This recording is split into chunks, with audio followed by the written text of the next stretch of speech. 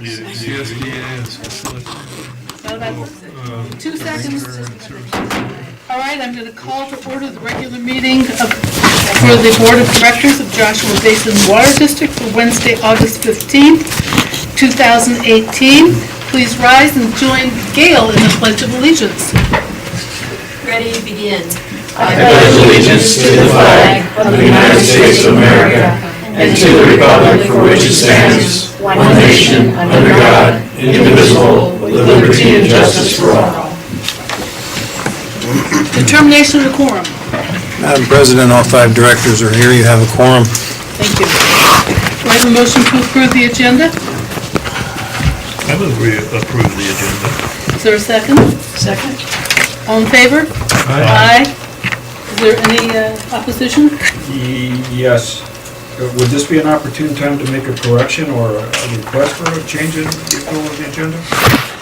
Yes. I would like to defer our discussion on the loan agreement for a week to give us a little more time to go through the contract We do a special meeting? if need be. We can do a special meeting if need be. Madam President, if I may, Yes, sir. I'm not concerned about delaying it a week for a special meeting, but we would have an opportunity tonight to discuss many of the aspects and let Susan explain the ins and outs and nuts and bolts. I would agree with that. I think I would like to leave it on the agenda, and if we need to postpone the actual vote until next special meeting, we can do that. That's fine. Would that No, work? that's great. Okay, I withdraw that. okay. Fellow board members, could you put your mics on, please? Yes, sir. Sorry. Thank you. Want to put it on? If I start sniffing, we'll take it off. Okay, so with that, do I have a motion to approve the agenda? I move we approve the agenda. Second. Okay, all in favor? Aye. Agenda is approved. Public comment? This is a time set aside for public comment on any district-related matter not appearing on the agenda. Government code prohibits the board from taking action on these items, but they may be referred for future consideration. Please state your name and limit your comments to 3 minutes. Do we have any public comment? And I would like to acknowledge, since it was given, candidates will be acknowledged when they are in the audience, that we have candidate Frank Cote is in the audience tonight. So we do have a candidate in the audience. Welcome. Thank you. It's nice to see somebody show the interest to actually show up for a meeting. Thanks, Frank. Consent calendar. Matters on the consent calendar are considered routine in nature and will be enacted in a single motion without discussion. Any board member or member of the public may request that an item be removed from the consent calendar and acted on separately. The consent calendar or the draft minutes from August 1st, 2018, meeting of the Board of Directors. Do I have a motion? So moved. I just want to say I'm going to abstain from voting tonight because I wasn't present. Okay. Second. Okay. With that, we'll take a roll call then. Tom? Yes. Yes. Aye. Aye. So it's 4-0. With one abstention. 401. One abstention, right? 4-0 and 1 abstention. Item number 7, presentation from Morongo Basin Conservation Association, Desert Wise Landscaping Tour Spring 2018, and that will be presented by Mike Lipsitz. Welcome, Mike. Thank you, Madam President, board members, thank you very much. I'm Mike Lipsitz, board member at the Morongo Basin Conservation Association, and I just want to thank you all for participating in this year's Desert Wise Living Tour. We've seen tremendous growth every year. This year was no exception, and it's been a very successful program, and without the participation of Joshua Basin Water District, the other water districts in the throughout the Morongo Basin and Mojave Water Agency, it wouldn't be the success that it is. So we really want to thank you for your participation in the past, this year, and coming up in 2019. We've already, you'll see in the little packet I just left you, have dates scheduled, and we look forward to another positive experience. Thank you so much. Thank you very much, Mike. Yeah, that's a wonderful tour. For those of you who have not been on it, it's very much worth going to. And Madam President, I just want to say that I would expect that this will be very well covered on our local radio station tomorrow morning. I thought that was live.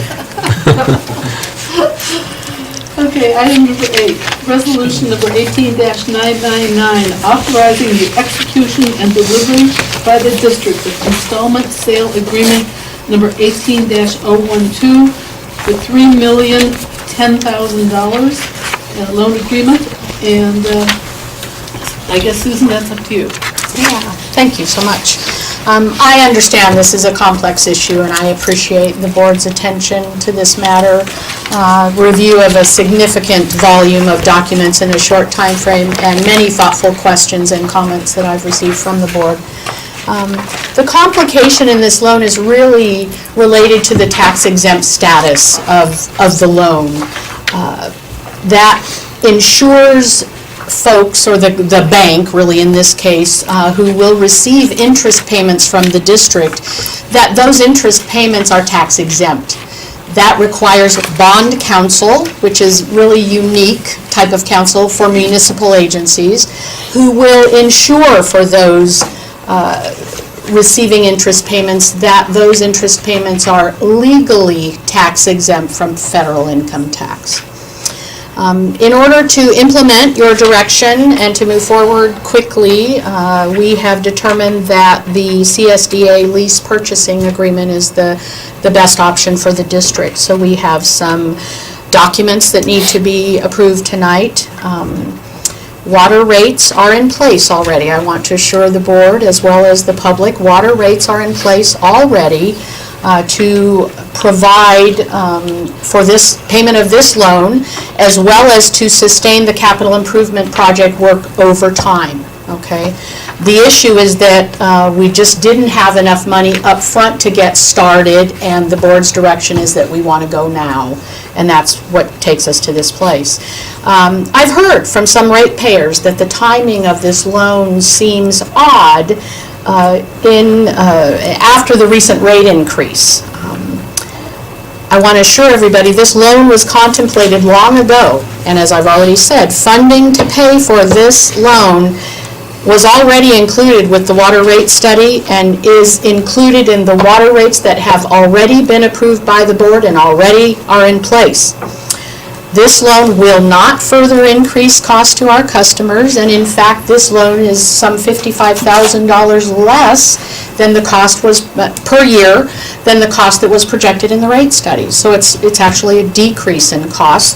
And I guess over time, we have to presume that replacement of these capital facilities will actually decrease operating costs over time and improve service to our customers to boot. So I think, it's a win-win all the way around.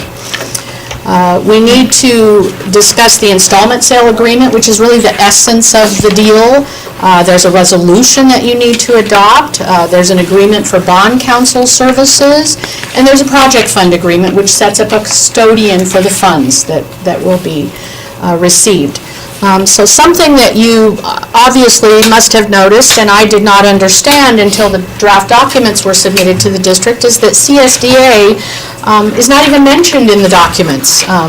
The California Special Districts Association, we love our acronyms, don't we? I didn't realize that CSDA really acts just as a facilitator, a conduit for their member agencies, putting them in touch with this full-service financial consulting team that they have vetted through a proposal process. They've negotiated agreements with these consultants on behalf of their member agencies, and we really get to benefit from that. Municipal Finance Corporation, Muni Finance, they're called really in the industry, is the arranger. An arranger is the underwriter, essentially. They evaluate risk. They find investors and lenders for projects, and they will also be the servicer, so they will handle the billing and collection of payments and payoff and things like that. Muni Finance is really highly regarded in the municipal finance world. They've done work for the district in the past, quite some time ago, but I am very comfortable with this arrangement, and Muni Finance, and working with them has really been fantastic through this process. Also note that funding also doesn't come from CSDA. Muni Finance will immediately sign rights and title and interest in this installment fund agreement to City National Bank, and they will act as the lender and they will be the recipient of our payments. So you will see their name on check registers in the future making loan payments. Also, I'm sure you noticed that there were some blanks in the documents, and the standard in public finance is that documents presented for approval have to be substantially final. So there are certain criteria that cannot be changed, and those are such as the loan terms, the interest rate, the principal amount, and when the maturity date of the loan is cannot be changed after its approval by the board. And that is all contained within that good faith estimate, which is part of the resolution that would be need to be approved. Also, Section 6 of the resolution directs that staff and the officers of the district to do whatever's necessary to finalize the document. So we're going to, fully develop that project description and any other things that need to be tweaked through the process. However, this is substantially what the documents will look like, and the terms cannot be changed after your approval. So the installment agreement, as I said, is really the essence of this agreement, and so let's really talk about that in some more detail. That begins on page 8 of your packet, so we'll just start kind of right in the beginning, and we're not going to go, don't panic, we're not going to go paragraph by paragraph. I just want to tell you kind of what each one of these articles is laying out, and maybe if you have questions about that particular section as we go through, it would be a good time to bring those up. So Article 1 gives all the definitions within the contract. So as you go through and there are things you don't understand, they're probably in there. Terms of art, we sometimes call those. Article 2 is the representations of the district. So it describes the district and our legal authority to enter into this agreement. Okay, it talks about the district's authority to set rates and charges, and that's really important because a lot of this agreement talks about ensuring that we have the ability to make payment over time. That's what they're concerned about, obviously. And that the project, and that's the 2018, project, will have a useful life that exceeds the term of this agreement. Okay, so they want to be sure that they're not loaning money on a 15-year contract with stuff that's going to wear out after 5 years. Okay, let's not be concerned about the equipment, which we know, may not last 15 years, which is the term of this agreement. However, the project is not the equipment. The equipment is a means to an end. It's when we capitalize or consider engineering costs or legal fees as part of a total project cost. The project, the pipeline work or whatever the project we're doing, the well project, the legal fees or the engineering is not the project. The project is the asset that we have at the end. So let's remember that the asset here is going to be those pipelines that we replace, and they have a lifetime of 50 years or more. Okay, far exceeds the term of this agreement. It also, Article 2 provides the representations of the corporation, and the corporation is Muni Finance in this case.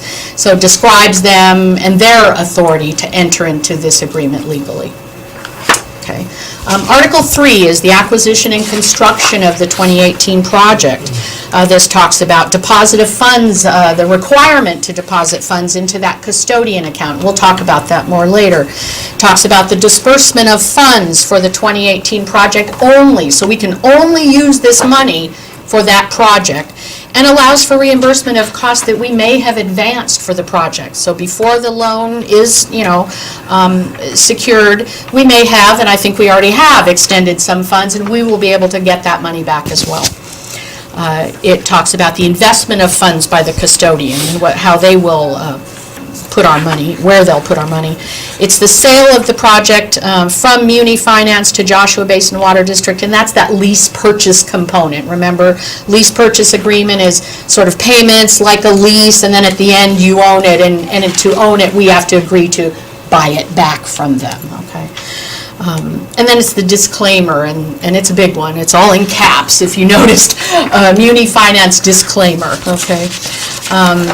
Article 4 then is the purchase price and the installment payments, and it just basically says that we owe the principal and interest payable in installment payments. There'll be a schedule. Article 5 is the security. It pledges, the district has to pledge net revenues. So net revenues are all revenues less our O&M costs. Yes, sir. Did you say questions now or later? As we go, sure, yeah. Do you mind? No. In this, what it would be, section 4, there's a lot of language in there. Is it saying that if we default on a payment, that, what is our rate, 3.85%? Yes. Something like that? If we default on a payment of the at this 3.85%, it says something about how we go then to a default rate, which in the definitions, that's 6%. Where are you reading? I'm sorry. It's about in the middle of the page. It says each series. Okay, in 4.02, okay. So it sounds like one of those things where you get a credit card at Home Depot or something and buy a refrigerator and you're late on a payment. Well, then you've got to go back and pay the interest on the entire amount, kind of. It's one of I mean, those. you know, there's typically some sort of penalty for paying late under a contract like that. First of all, I will assure you that the district in my 30-plus years here has never made a payment late like this. So first of all, I don't, anticipate that would happen, but Well, what I I'm honestly getting- want to read here. This is one of what those it talks things where I'm about. about 3 Yes. steps down from this. So hypothetically, it's not hypothetical, say we have another drought, and the Right. governor says you need to cut your Right. your pumping by 20%, whatever, and Kurt's income then Got it? drops off. So what I'm getting at is the emergency fund. And I could not, and I didn't have the time to look at what the criteria is for spending out of the emergency fund. And is there a rationale for using emergency fund monies to pay an installment on our loan to prevent us from going from a 3.85 rate to a 6% rate?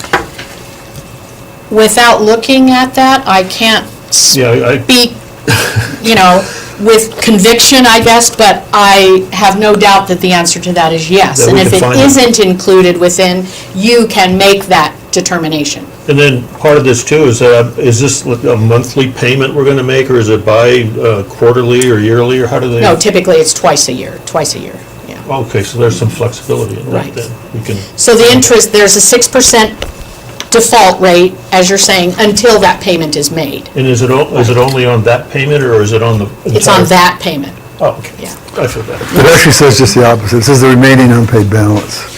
Okay, yeah, But that's what your interest is based on.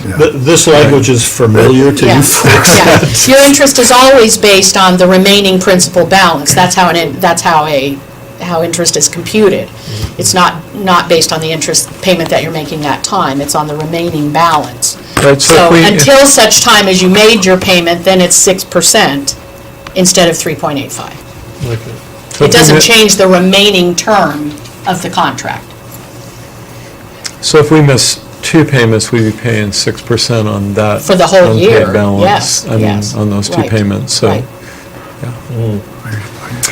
We won't miss any payments. It says that. What's that? No, I'm says not what? concerned Says about it, otherwise. but No.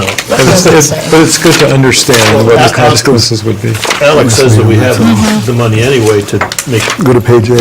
we got like $350,000 or something that we're potentially can make And the payments remaining unpaid balance of with. the whole thing. So, yeah, no, I I don't just know. was. Forsake that lower rate.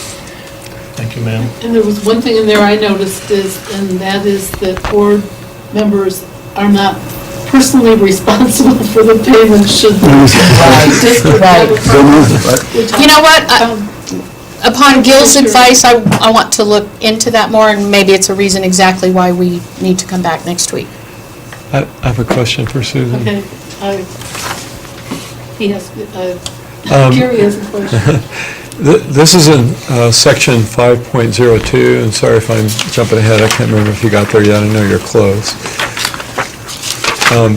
Under allocation of revenues, and it talks in the bottom of the paragraph about a revenue fund, and which fund the district agrees and covenants to maintain and to hold separate and apart from other funds as long as any series 2018 installment payments remain unpaid. So then it says monies in the revenue fund shall be used and applied by the district as provided in this agreement. So do we, I mean, this doesn't really change anything, does it? No. Having this revenue fund? Right, and If you could- revenues, I'm sorry, are all income. Right, right. So the revenue fund is all money. But we don't have to hold something separate and apart different than what we already do in order to, I mean, all money right? Yeah, is revenues, so Right. again, you know, perhaps there's a clarification I could get there for you, but I think the revenue fund is all funds, and so, right, right. Well, it almost implies like we would have this kind of separate fund, like you'd have a household account where you Right. would put that money Right. to make sure it's available, but Yeah. and then it follows saying in the next paragraph, the district shall from the monies in the revenue fund pay all operation and maintenance costs, so that kind of that's all speaks to what you costs. just said. Right, yeah. Including amounts reasonably required to set aside in contingency reserve, so that covers that for operation and maintenance costs. So it doesn't sound like it would have any net effect on our structure. Correct. You know, Gary, this isn't my document, but I would guess that they probably use the term water fund because you don't do sanitation. Some districts do sanitation, so when this bond council drafted this, he probably zeroed in on the fact that you're a water agency. That's my guess. In fact, revenue fund is in the, what do you call them, on page 4, it's part of the descriptions. The term revenue fund means the water fund of the Right. district being Right. maintained in accordance with section 5.02. Right. And that is Citibank. Aren't they the manager, the custodian? But this revenue fund is our money, is what we're talking about here. Our revenues. Right. It'd be easier if you just said the district's revenues. I know. In language people understand, Yeah. you know. And I heard that comment as well from several directors. Yeah, as so- long as we don't have to create a separate fund, which you're saying we don't need to do that. I was just seeking clarification on that, Right. so. So we have to pledge our net revenues, which is all revenues less O&M costs, to payment of this debt, okay? The district promises, that's a covenant, to use revenues to make payment on the debt. The district is allowed to execute another contract, such as another loan, as long as our net revenue, so, revenues minus operating expenses, is at least 115% of the debt service payment that's due on this loan. And note that number is $1.2 million in the 16-17 audit, and this debt payment is less than $300,000, so we are well in excess of this. And requires the district and a CEPA to confirm this 115% calculation, so we'll incorporate that into our audit as we move forward. So Arctic, any more questions there? I just have a follow-up on Tom's, because I was thinking about this. Even if we did have a mandatory conservation and reduced revenue, this is far, far less than we take in anyway, so we Yes. should be able to do our debt service Right. regardless of Right. lower water revenues. Right. So Article 6 is the covenants, which is really the promises that the district makes. The district promises to pay the debt service payments on time. We promise not to make any pledge or place lien on revenues, except as allowed in this contract. And any such pledge or lien is subordinate to this agreement. No other loan can take priority over this agreement in place, all right? The district promises not to impair operation of the water system so that it would impact our ability to collect revenues, There are tax covenants, the district covenants that we won't take any action that would turn this into, that would jeopardize the tax exempt status of this loan. So make the interest subject to federal income tax there. The district promises that we'll acquire and construct the project as soon as possible and maintain and operate the project in an efficient and economical manner, and pay all O&M costs as due. They want us to maintain the system and the project so we can continue to collect revenues to make the payment to them. The district promises to maintain insurance on the water system. The district covenants to keep appropriate accounting records and complete an audit. The district promises to establish and collect rates that provide net revenues of at least 115%. That's the covenants. Any questions on 6? Section 7 then. This is a section of prepayment, of installment payments. So it provides the terms of prepayment. 2% premium on the principal balance is the escape clause. So anytime we want to get out, we can, I shouldn't say that anytime, while my staff report is correct and says that we can't make the prepayment until year 7, the documents are wrong, and they say it can be done at any time. So the documents, before they're approved and signed by Manager Sauer, will be corrected. Any questions about that? 7? Okay. Article 8, and this is the default in the remedies of muni finance. So what do they do in the event of default?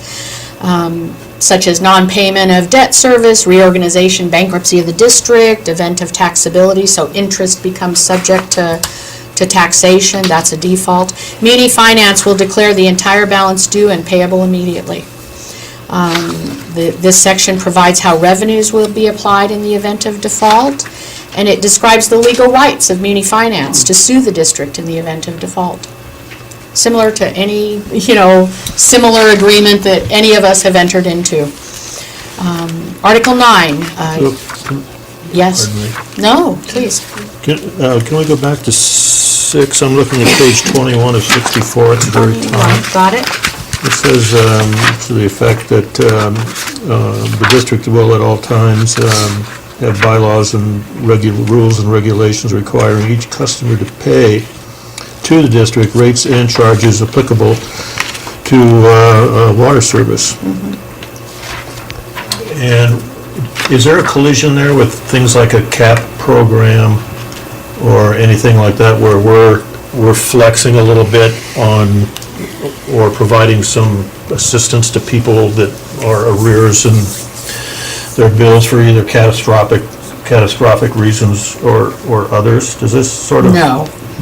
Because it's too small, the Yes. amounts? Because we're far exceeding the 115% threshold. So we have some wiggle Our room. net revenue needs to be 115%, at least 115% of this debt service amount. So that's an overriding thing. And Yes. just I mean, they want to be sure that we've got rules in place and we've got rates in place, and there are rules that say if people don't pay, that they get terminated, that they just want to be sure that we are collecting enough money and we have all the rules in place, the regulations in place that will allow us to do so that their revenue stream, their payment is secured. Thank you. Okay. Number 8. 8. Okay, I think we're on, did you have something on 8? Oh, no, I thought that's Okay. where you were. No, we're done with 8, now we're on 9. And this is the discharge, provides for how the loan will be retired, basically. They're pretty simple. Article 10, a whole bunch of miscellaneous things. There's no liability on the district's part to advance money from sources of income other than revenues, but hello, that includes every single, source of money that we have anyway. So the agreement follows any successor agencies, whether that's a JBWD successor agency or a Muni Finance successor agency. There's no personal liability, as President Luckman stated, for any director, officer, employee of the district for payment of these installation payments.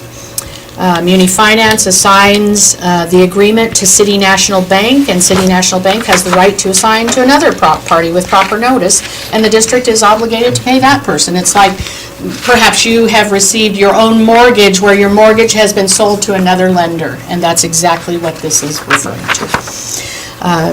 Let's see, there are routine issues where notices are mailed, effective date, indemnification, things like that.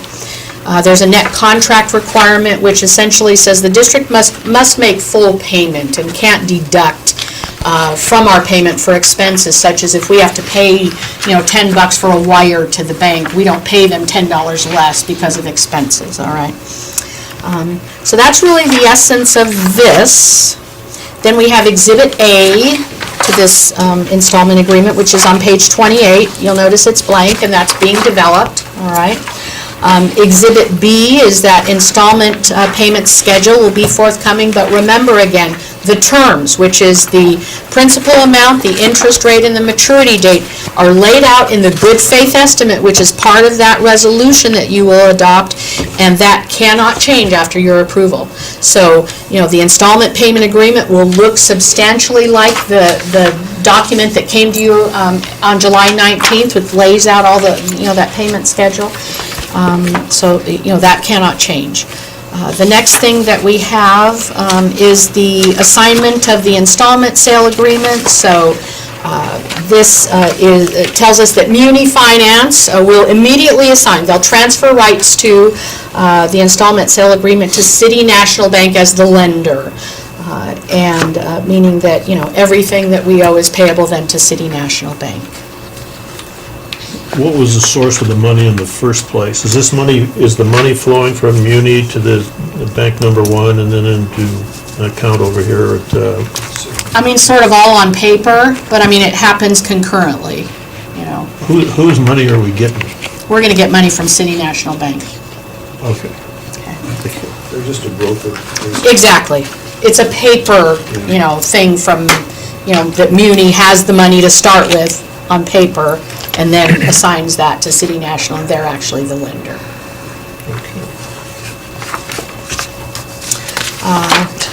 Then the next thing, after all those signatures, all those, indemnification and certificate of the district, et cetera, is the resolution. So I don't know if you have any questions. As surmised by Director Flowen, this was written by an attorney. I apologize for that, but it cannot be helped. So, I'm happy to answer any questions that you have in this document. There's a whole, I think there's 10 whereases in this document, so. Actually, this has been very helpful, so I'm really glad we went through good. it like this. It'll make it easier when I go home and try to read it again. Okay, good, great. Because I kept getting bogged down. Okay. Any questions from other members of the board before The we best go part I on? like about this is that President Luckman signed it. Thank you so much. Put your house up as collateral. Yes. Okay, then we have page 38, is that good faith estimate? I'm Hang on, sorry. do you have a question, Jerry? Well, I just want to say, it's my understanding from what I read is that typically salaries can't be included Correct. in a use of this loan, but because, in the case of our pipeline crew, because they'll be building capital improvements, then Right. their salaries can be included. Yes. That's the need for bond counsel. Right. And that's the next document in the packet here, which starts on page 39. So there's an agreement for bond counsel services. And as we went through this process, talking about the loan, and we did so for months and months on end, we didn't, there was no consideration of the need for bond counsel in a lease purchase agreement. It's a pretty straightforward process.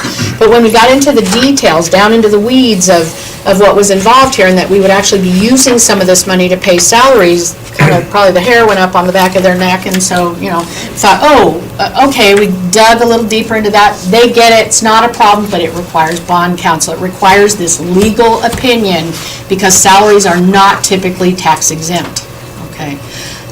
So that's the need for the bond counsel, which increased the total cost of the project by $10,000, and in payment to this bond counsel.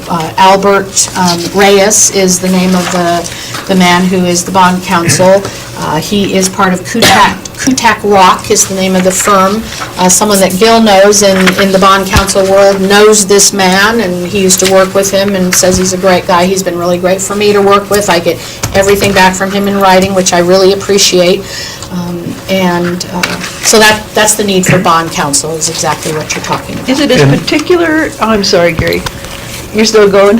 Oh, just real quickly, so the Muni Finance Corporation, in order to make this loan to us is requiring that we have bond counsel. We don't, Yes. it's not at our option. Correct, Okay, correct. As a condition of the loan. condition of the loan, Because their salary, right. taxable. It's probably more capital, the bank, because they want Yeah. interest-free, tax-free. Yeah. It's the bank is putting it. They work on behalf The of U.S. bank, National yeah. Bank, yeah, okay.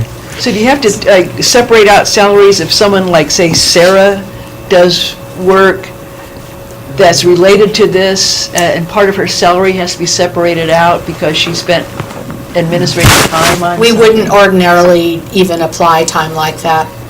I would And presume. they're not making us do Our that. intention and the Yeah. budget that we used was based strictly on the field, the people working out in the field, on the equipment, with shovels. Those don't have to people. We can separate do that. that, but then the money just doesn't go as far. Yeah. We don't ordinarily, we consider that an overhead cost, and we're already paying for, my time, Kurt's time, all of our time already. So these are folks we're going to hire specifically, for this work, so therein is the difference. Yeah. Okay, back to my report, sorry. Did you Then- go through the resolution, or are you going to do that later? No, I was asking if anybody had any questions, it was written by an I attorney. didn't and- get that far, so Okay. you might just kind of quickly go through what it says. So, again, talks about, who we are and that we're authorized to do this. We want to get money to do this project, to finance construction, acquisition, and improvement, this project. We want to enter into this agreement with them. We acknowledge that Muni Finance, the corporation it's called in the document, intends to assign its, rights under the agreement to City National Bank. We are appointing Kutak Rock as special counsel, that bond counsel, with the resolution. Then it talks a little bit about the law and the requirement to put this good faith estimate together and what is required within the good faith estimate. It talks about, the IRS code and the tax exempt obligations, which, is a really a big issue here. We are designating the installment sale agreement as a qualified tax exempt obligation, and we are directing staff to, do whatever needs to be done to comply with the installment sale agreement and get the deal done. So that's the gist of the requirements. No red Yes. flags? Yes. Page 34, the second whereas, it says the district desires to obtain funds to finance the construction, acquisition, and improvement of certain improvements to its district water system. This language thing, I have no confidence that this is either good or bad, so I'm just asking. Is that, I'm thinking improvements being an improvement is the, improvements to the improvements? Improvement to the improvements, what he's questioning. Yeah, like I say, the language in here is Yeah. so out of the norm for regular people that have dust on their shoes. yeah. I'll make a Asking. note about that. Yeah, could the word infrastructure go in there somewhere instead of improvement? I think improvements can be made to improvements, Yeah, sure. Yes, they can. Yeah, like things would be Continuous perfect. but I'm not Right. sure. It's a good question, and I'll get some All the husbands clarification know on that. I'm sorry? All those husbands know that. Yeah. Gil understands that perfectly. That's funny. Okay, all righty. Okay, so, any other questions on the resolution before we go on? Seeing none, go ahead. You're doing a great job, Susan. Okay. It's making it much. Well, good, I'm glad to hear that, much right. I think that CSDA has learned a lot from Susan. I think this whole project I don't think CSDA has ever had one like this. And they've answered any question that Susan's ever tendered to them, and so has bond counsel. But she deserves most of the credit because she initiated the inquiry, and I don't think they were used to it. I really don't. I think we taught them a lot. Susan taught them a lot, excuse me. Okay, so, again, the good faith estimate on page 38 is Exhibit A of the resolution, and that's very important. And then the next document is the the agreement for bond counsel services. Sorry, I want to get back to my report, the main report. Sorry. Bond counsel, again, is that specialized attorney who prepares loan documents and renders an opinion, on the tax exempt status of our loan. This is a, terrific attorney. I've had a really great relationship, and again, Gil knew somebody who knows someone who knew him. I wanted to add that the $10,000 fee for this bond counsel is already built into the financing, and it will be taken off the top once the deal is done, and was included in the quote already that the board approved on July 18th. There's no additional cost to the district for bond counsel, even though it kind of came as a surprise. Interesting to note that bond counsel fees are typically at least twice as much as this cost. So there is really good value in using CSDA for this project. They're financing consultants. So by approving Resolution 18991, you are authorizing the general manager to sign this agreement. Yes? Trying to make it While he's looking, can I ask about the compensation? Is that a one-time payment or? Yes, one time. This part that you just mentioned where, What page you want on? oh, sorry, I'm on 40, the said fee is payable upon issuance of the obligations and Right. shall be paid from the proceeds thereof. Right. And then on page 38, number 4, it says, I'm trying not to read the whole thing, plus the finance charge of the installment sale agreement described in paragraph 2, which is that $10,000 not be paid with the proceeds of the installment sale agreement. Are those apples and oranges? Okay, I'm sorry. Yeah, there's multiple steps to this one, I'm sorry. I have a lot of admiration for you, by the way. I just want to mention that now. Thank you. This is a hard log to saw.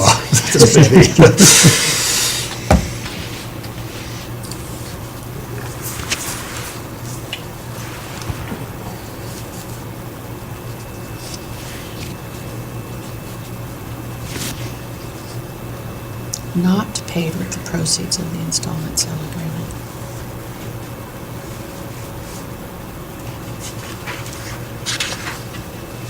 So the question is, when or how is the $10,000 paid? I'm not sure I'm... Well, it sounds like on page 38, it's saying that it cannot come out of the proceeds of the loan, and then it says on page 40 that it can come out of the proceeds of the loan.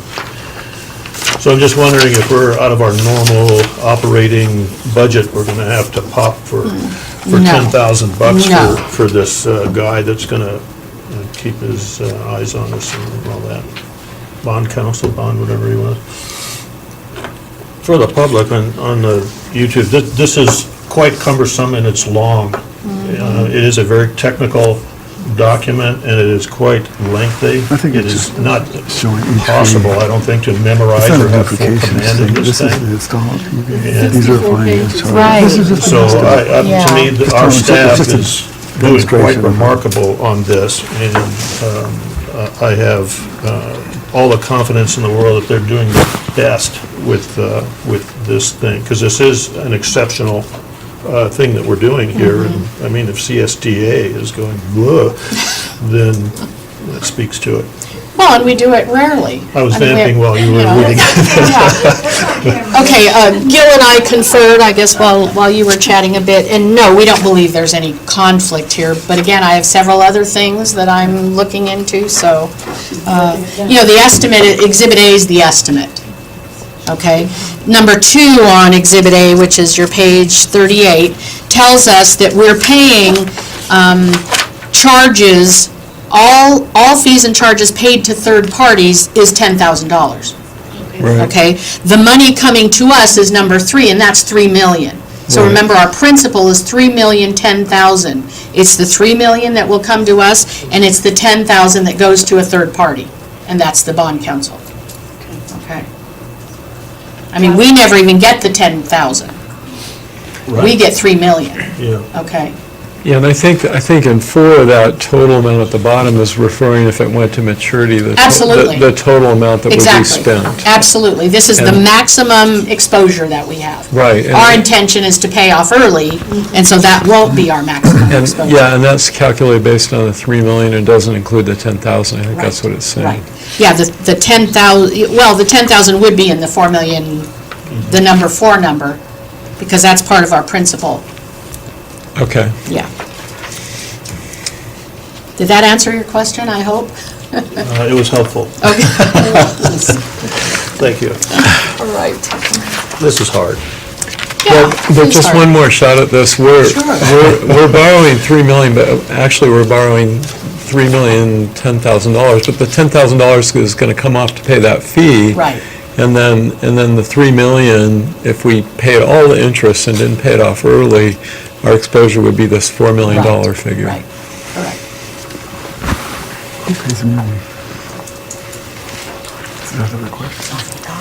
Okay. It's the spread. Consulting with legal counsel. Susan, back to you. Okay, sorry. Okay, next is the project fund agreement. The next document in the packet. And the project fund agreement sets up that custodial agreement with U.S. Bank, who coincidentally is already our bank.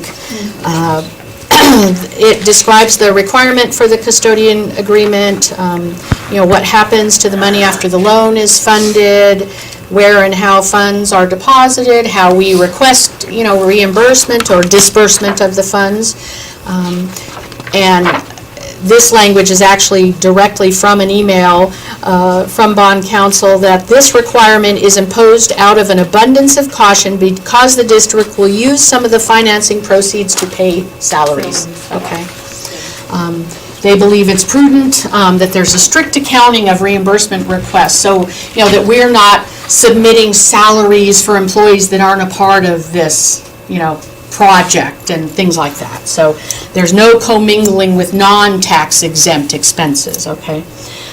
It's exactly the same type of custodian arrangement that was required of the district back in 2000 when we replaced our water meters last time. We had a lease purchase agreement and a custodian. Same identical arrangement, okay? So Susan, was Yes. this deja vu all over again for you? Yes, exactly. Right. But if I'm tracking this correctly, the CSDA basically is the broker, basically, no. No. CSDA is the facilitator, that's all they do. Okay. They've gone out and sent out proposals and said, lenders and banks and all you folks, give us proposals for providing these financing services, consulting services for our member agencies or for special district agencies. And then it goes okay? to Muni. And then it goes to Muni. Correct. Muni's the broker, okay? Oh, okay, terminology. Yeah. And then the funding agent then is City National. Yes. And City National then sends the money to US Bank.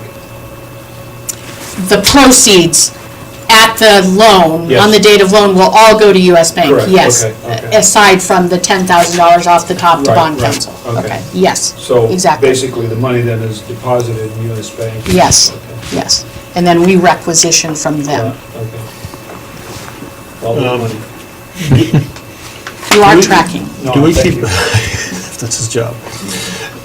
Do we keep track of the earnings that we get on this money when it, is that reported to us when the money is in Union Bank? Sure, there'll be a statement, just like a bank statement. I know that you do diligently report earnings from our other investments through LAIF. Yes.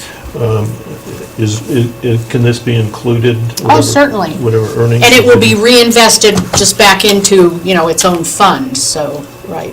Yeah, because it's just of interest because it looks like it's sort of an automatic that the money is going to Union Bank and it is being invested in a Union Bank fund. US Bank, yes. I'm sorry, I'm looking right at it, I'm saying the wrong thing.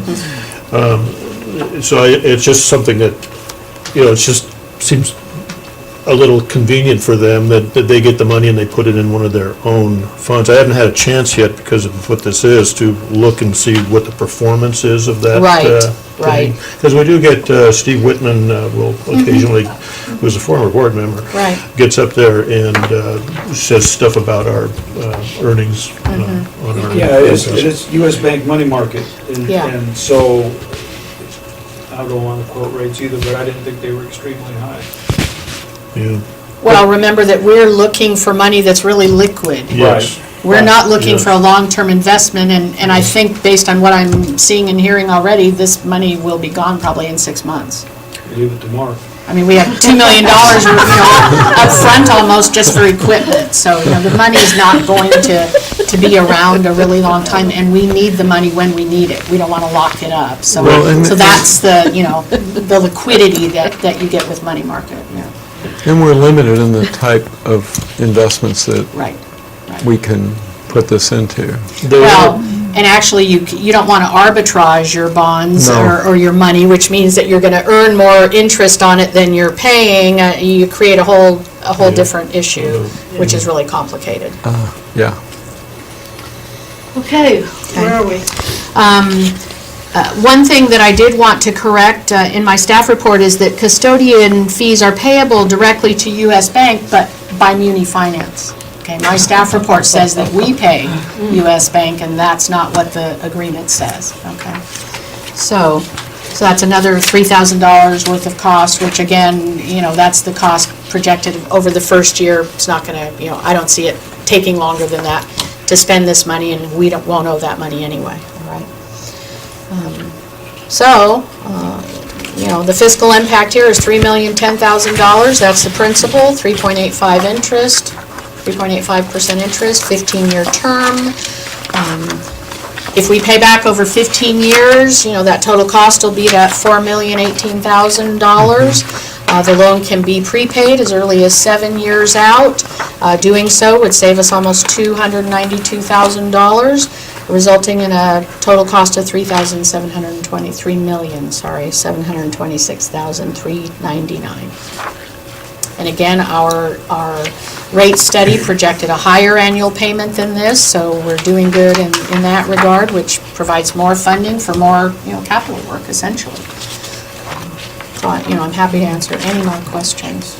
Excellent, Jen, excellent. Thank you. Rebecca, anything? No, but we will get to take this back home with us. Yes. And with the explanations that we've got tonight, go through, and you said there are some kind of little minor tweaks Yeah, and there are, changes, things like that. absolutely. And so if you have any more in the next, few days or whenever you do, before we, come back again, forward those to me, call me, email me, whatever, and then we'll get those in the queue as well. I have really good response from this bond council. He's, So as we go through this, we'll look at the notes that we made that were the changes, and when we Right. come back in here, we'll have right, everything. yeah. Well, just to be clear, though, when you mean everything, Susan mentioned earlier, there will be items in here that are blank Yeah, when you approve it, and then staff will make sure that it's done correctly. Yeah. Are we under time constraints of any kind regarding approving this document? Because, here we are, we're suddenly deciding that we were going to wait a week. Is that going to be a factor in any of our opportunities, or is it going to cost us any money or anything like that to? our interest rate's locked in, that's not an issue. I think that I understand that we've already ordered equipment, but we have 90 days to pay for it, so that, shouldn't be an issue. The loan will fund, as soon as the bank is satisfied after your approval, as soon as we get all those blanks filled in and the loan is and the bank is satisfied with the information, the loan will fund, that quickly. So this is the biggest, stumbling block is getting this approval. So I don't know of any issue that will be created by waiting a week. And I think, if you're not comfortable, then that's what you should do. I don't see any sense of urgency here. I think it's just Are you okay with it? understanding this Oh, it's thing. complicated. It's not how English is Absolutely. usually used. Absolutely. And if you want to come in and talk to me one-on-one, please, do so. You can go ahead and do that. So it may be the pleasure of the board, and I certainly will defer to the group, but I did want to point out, and it's on page 6 of 64, in the context of Susan giving a very, very good summary of the terms of the loan tonight, in terms of its material parts, that it does say that the standard in public finances that documents presented for approval by the governing body be substantially final, and that the terms cannot change materially after approval. However, what we're talking about here tonight, most of the questions we have are not, they're not material changes. They are minor changes which are allowed for, that are necessary to bring the project to completion. Like no So- changes of terms or things, we haven't done anything. Right. So we major like heard that. all the terms tonight, and what we've been talking about are minor changes to the Improvements to documents improvements. necessary in order to Right. bring the project to Right. completion. So I would suggest that we might want to consider approving this resolution tonight, knowing that. And I understand the complexity of it. It was complex for me. I do review documents like this a lot at work, so I'm pretty comfortable with it. Sorry. But it doesn't mean I'm an expert in loans, and this was very convoluted, even for me doing this a lot. So I appreciate the reticence, but I do think that what we're talking about are minor changes, not material changes. And if material changes had to be made, then Susan and Kurt would have to come back to us anyway. Right. So they'd have to say, even though you passed the resolution, we need to make material changes and therefore need to bring this back to you. So I just want to put that out there, because even though there isn't immediate urgency, we're moving quickly, and we've already committed funds, and, unless we have an overriding reason not to approve tonight, I would recommend that we consider taking a vote. Comment? Yes, sir? It might be inappropriate, I'm not sure, but I'd like to have this as a 5-0 thing, and if this is going to, because of I agree. Bob's Good point. concern over a need to, and also Becky has indicated too that more time to read it would be more comforting for you, that. Well, I wouldn't mind voting not to read this We again. just heard from staff that a delay of a week, this is assuming we can all get together in a week to do this, but in fairness to the vice president of the board, if he wants more time, and Rebecca wants more time to look at this, I'm ready to vote on it too, but I'm the junior guy, one of five on the end down here, and if you folks want more time, I'll be considerate of that. And I want to say that I was attempting to say the same thing. I was just making an argument about that might make you comfortable, but if you're not, I would support that too. I think it's important that we try to have unanimity on this, so. I agree with that. I could vote tonight, I would feel comfortable, but I think that 5-0 is important. So I guess, It's up to you, Bob. I'm curious about you, Bob, and it's not a pressure thing. I really want to make sure you're comfortable No, with it's it a pressure before we. thing.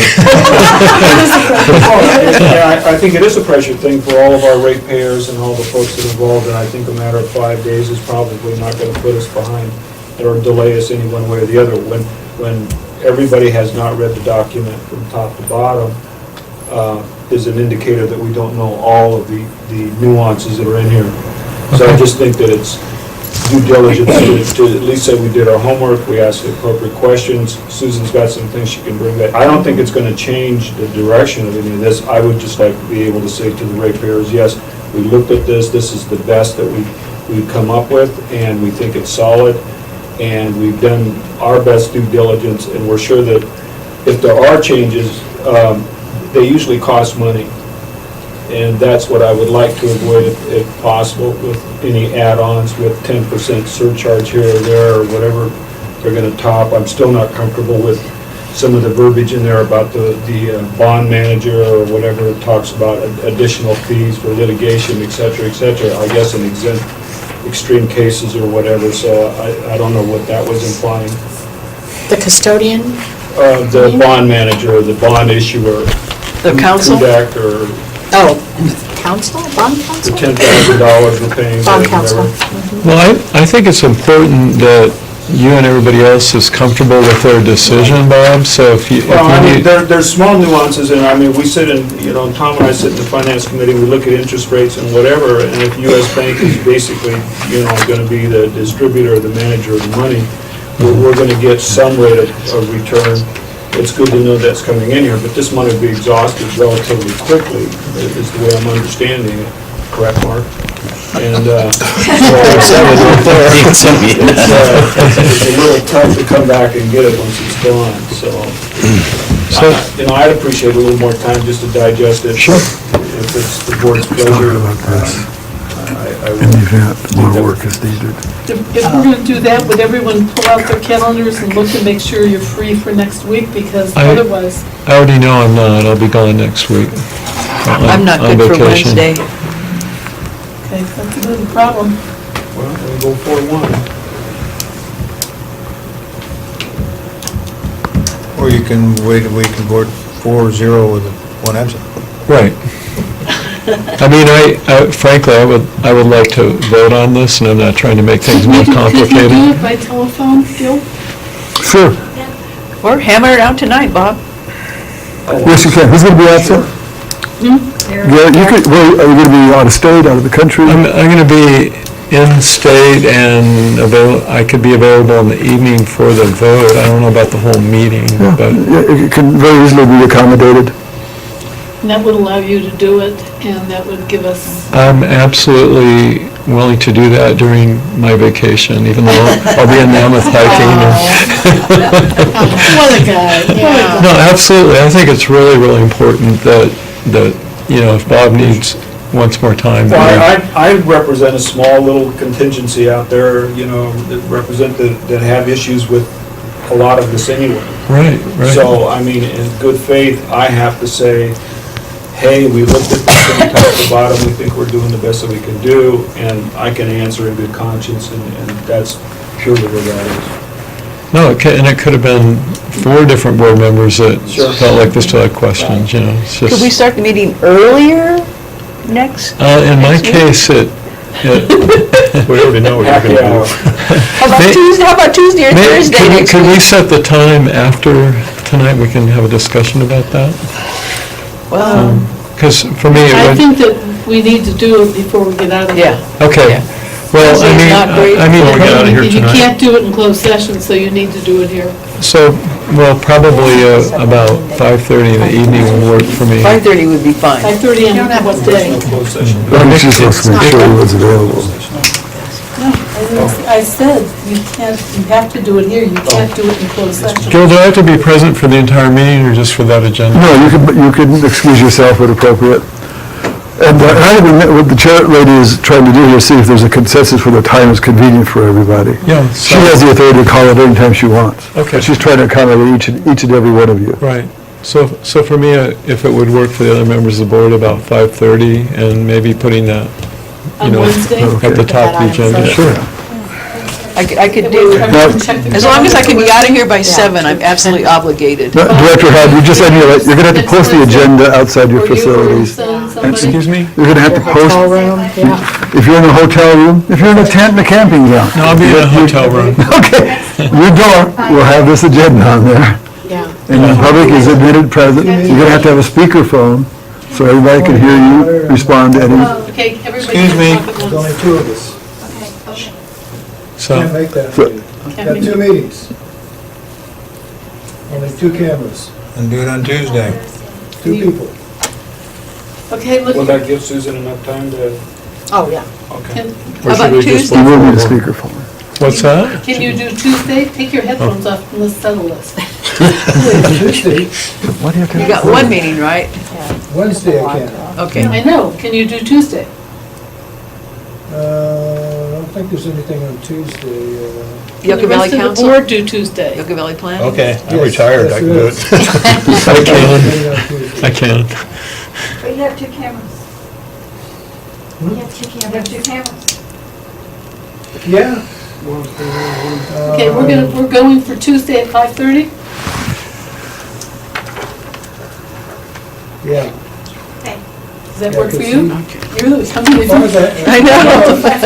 There was no council meeting this month. Okay, They take off, so I can make that. and everyone's good for 5:30 on next Tuesday. How about staff?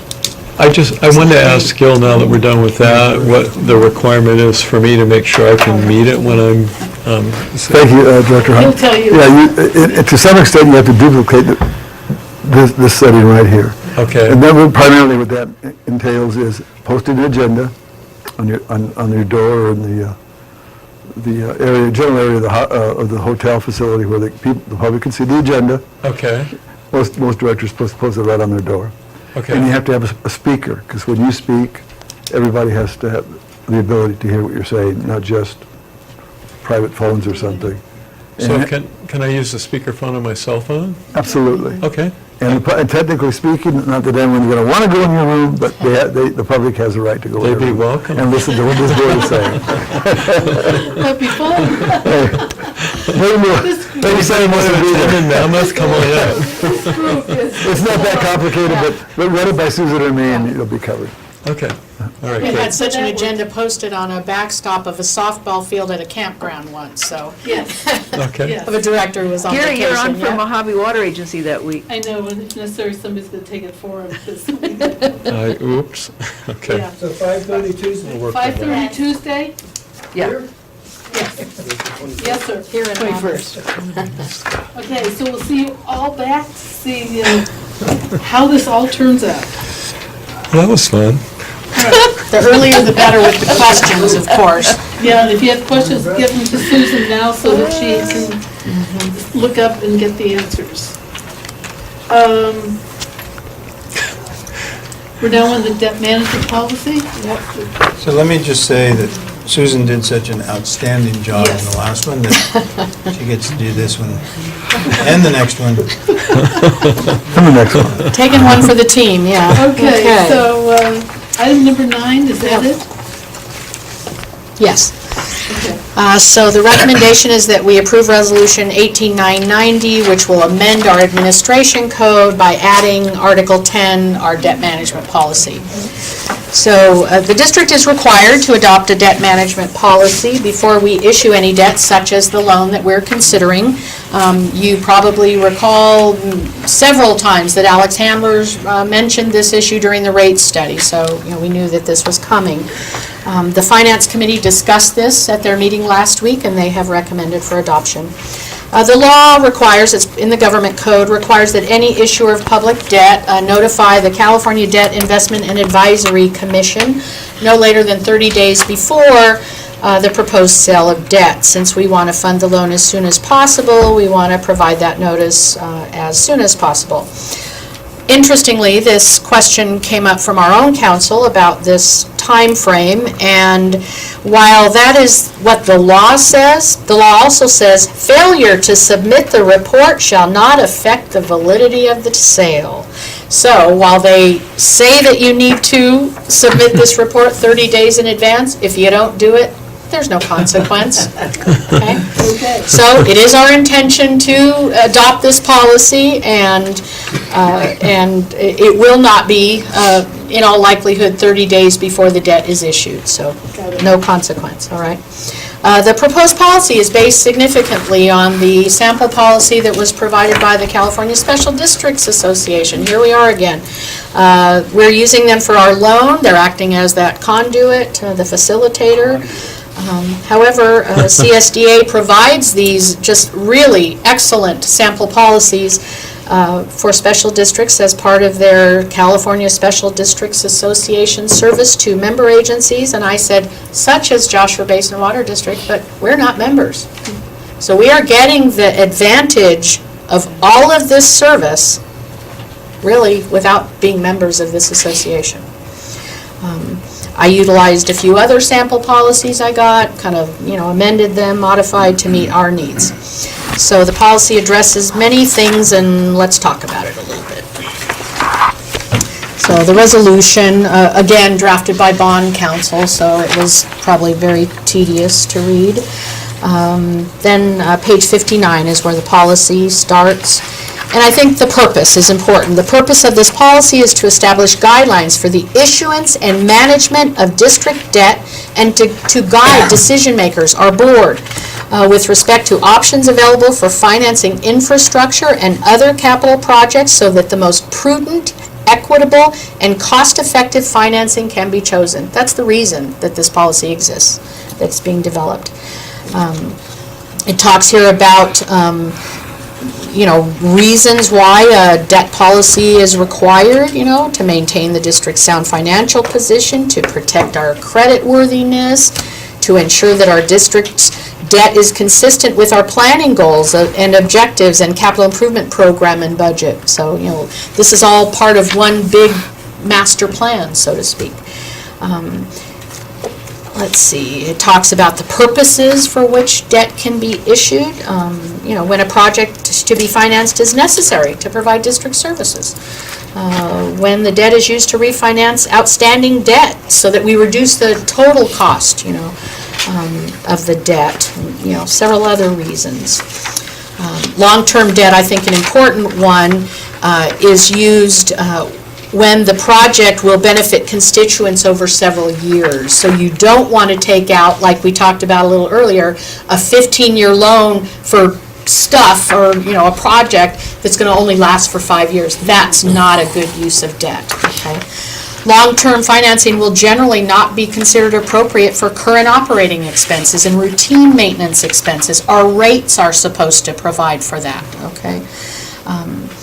We will use long-term financing subject to several conditions. The project finance has to be approved by the board, obviously. The district estimates that sufficient revenues will be available to service the debt through its maturity. We have to be able to afford the debt before it can be issued. And again, the capital project finance will not be financed for a term longer than the expected useful life, all right? Talks a little bit about short-term debt, which generally is 10 years or less.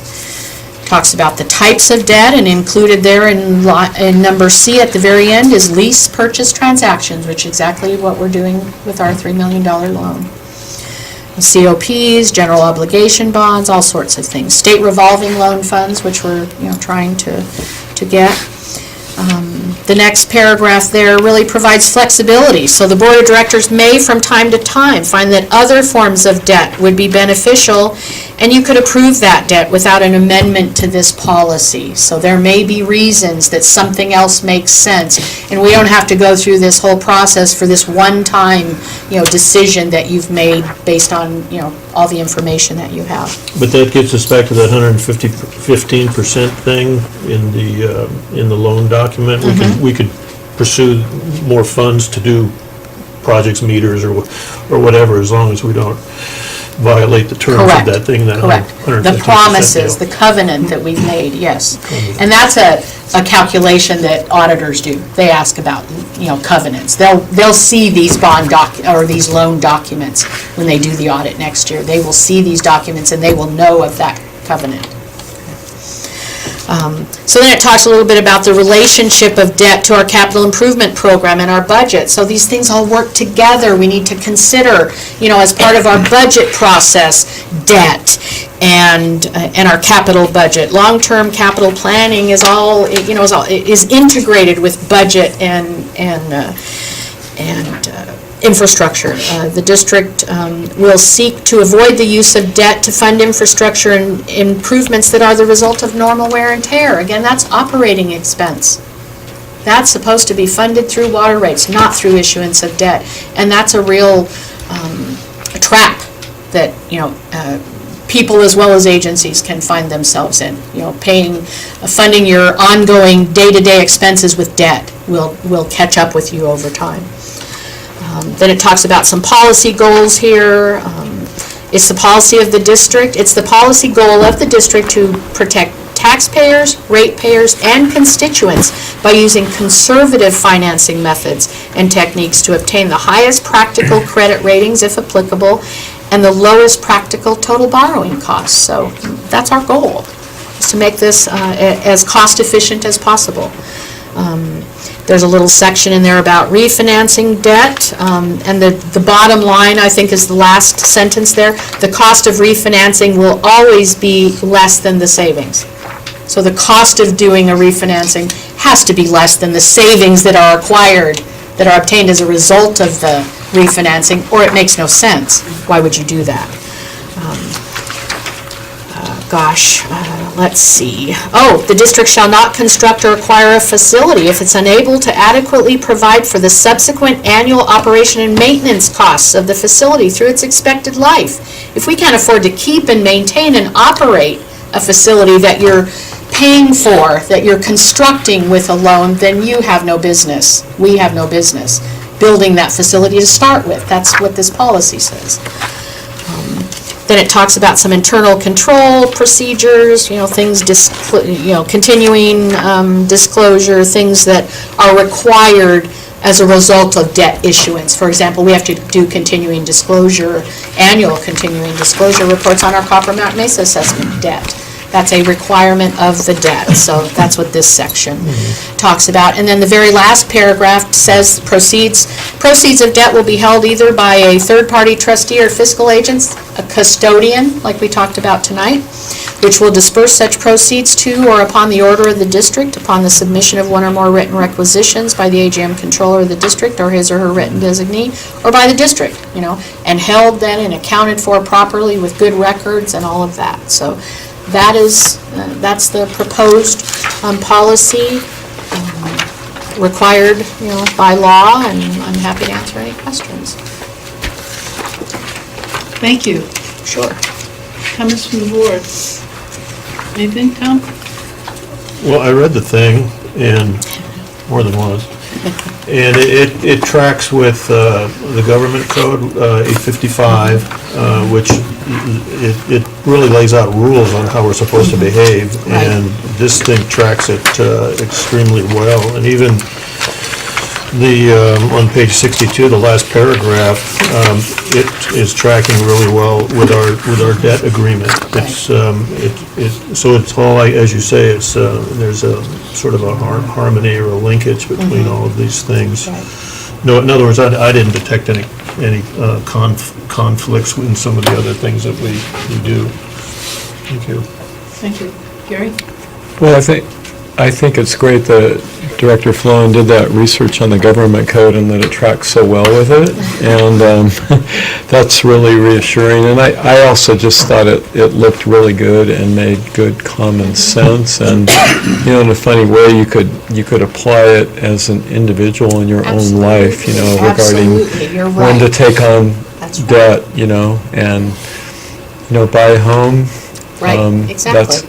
That makes sense. To live on your credit card doesn't make sense, and to buy a home and not be able to maintain it would not make sense either. Yeah, you're right.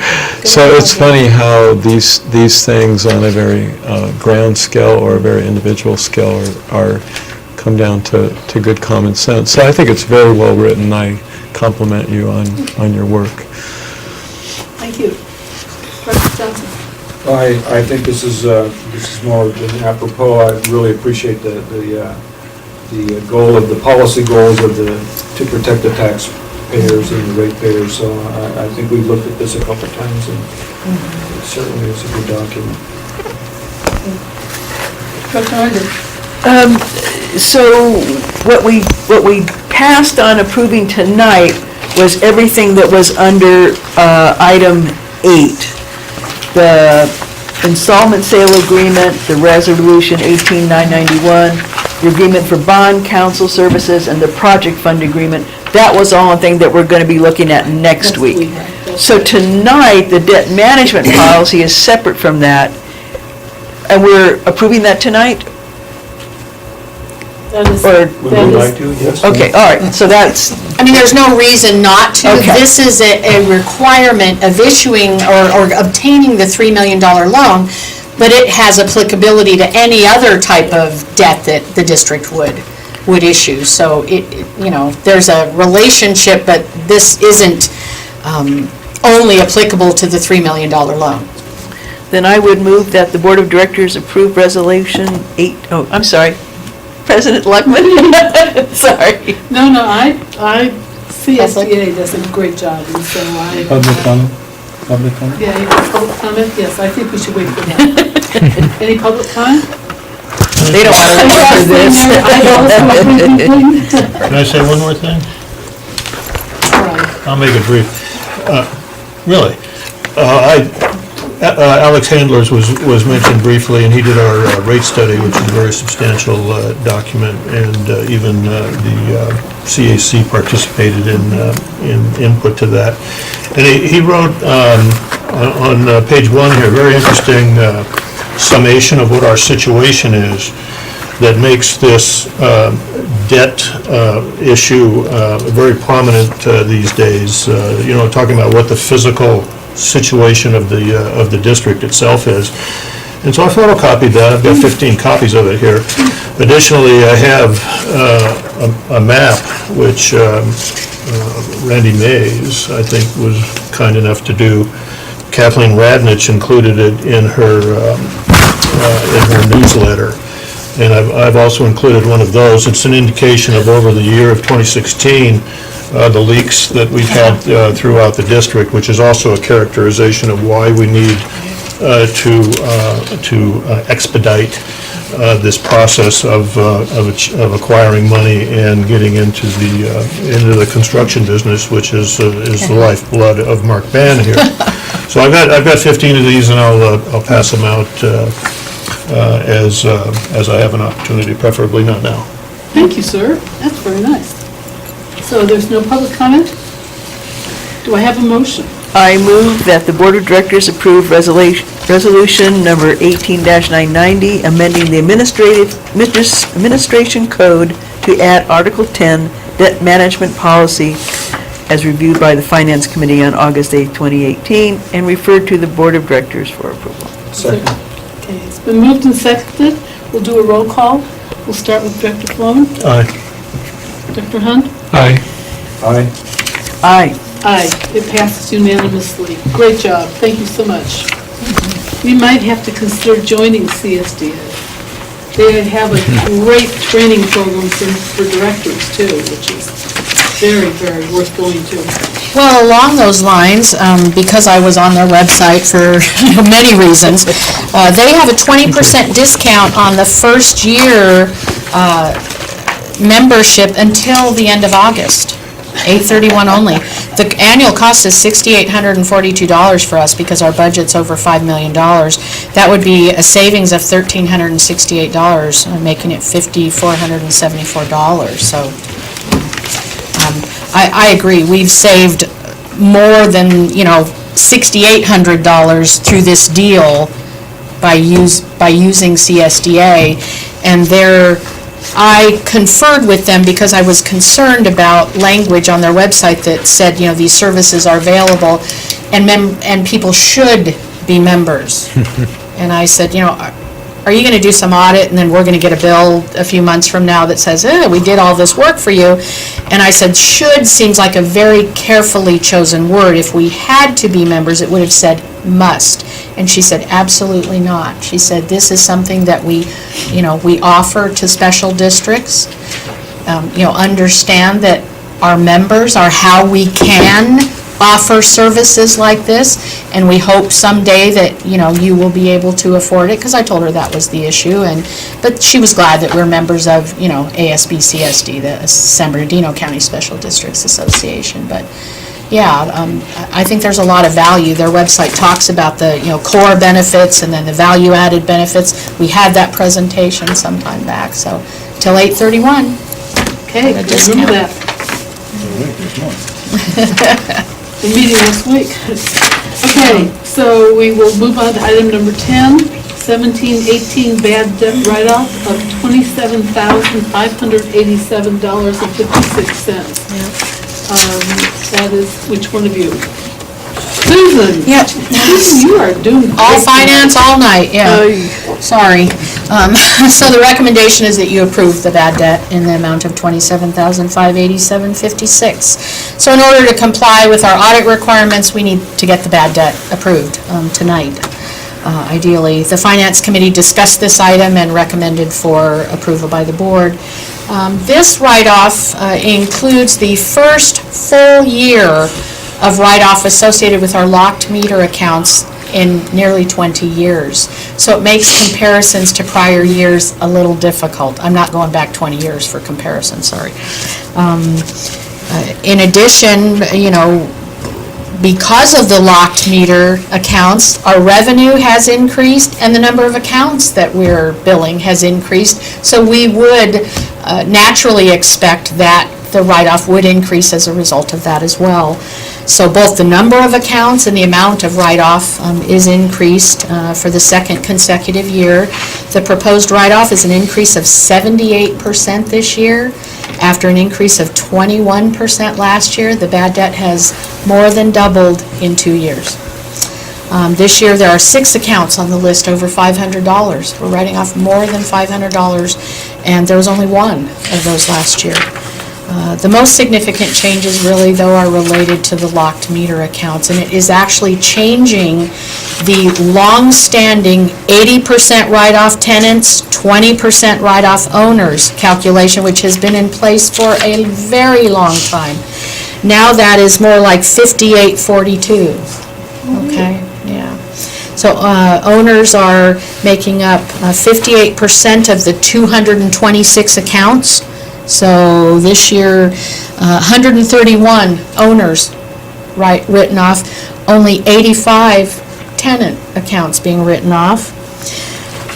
And that 131 owners has a write-off of $11,146, but the 85 tenant accounts have a write-off of $16,442. So although the number of owner accounts is higher than tenants, the amount of the tenant bills are higher than the owner accounts. There are 28 customers on the write-off list totaling over $6,000 whose service was reinstated after lock-off for non-payment. We already had $200 deposits on these accounts. Okay? Is that a little subtle reminder that Yeah. we should be looking at? Yeah, new deposits? that includes 3 of the 6 write-off amounts over $500.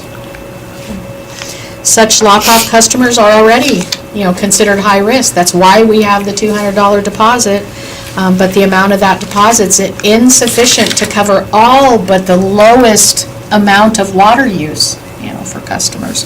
Remember, it takes, it's three months of bills before lock-off for non-payment. 2 bills plus a final bill, roughly 3 months of bills that we're left, holding the bag for if this deposit isn't sufficient. I think really important to remember, almost all of our customers pay their water bills as due. It's really important to remember that we're writing off $27,000, which is what remains unpaid from 16-17 water revenues totaling $3.478 million. It's approximately 0.75%. It's a good number, okay? But this number has ranged from a low of 0.36% to a high of 1.32% over the last 9 years, and currently it's trending upward. Bad debt's increasing year after year. All that being said, most customers do pay as required. There are opportunities, to change policy in order to, collect more revenue and reduce bad debt. The guarantee deposit is the very first line of defense that we have against non-payment of bills, and it needs to be increased. It has been, remained unchanged for more than 20 years, okay?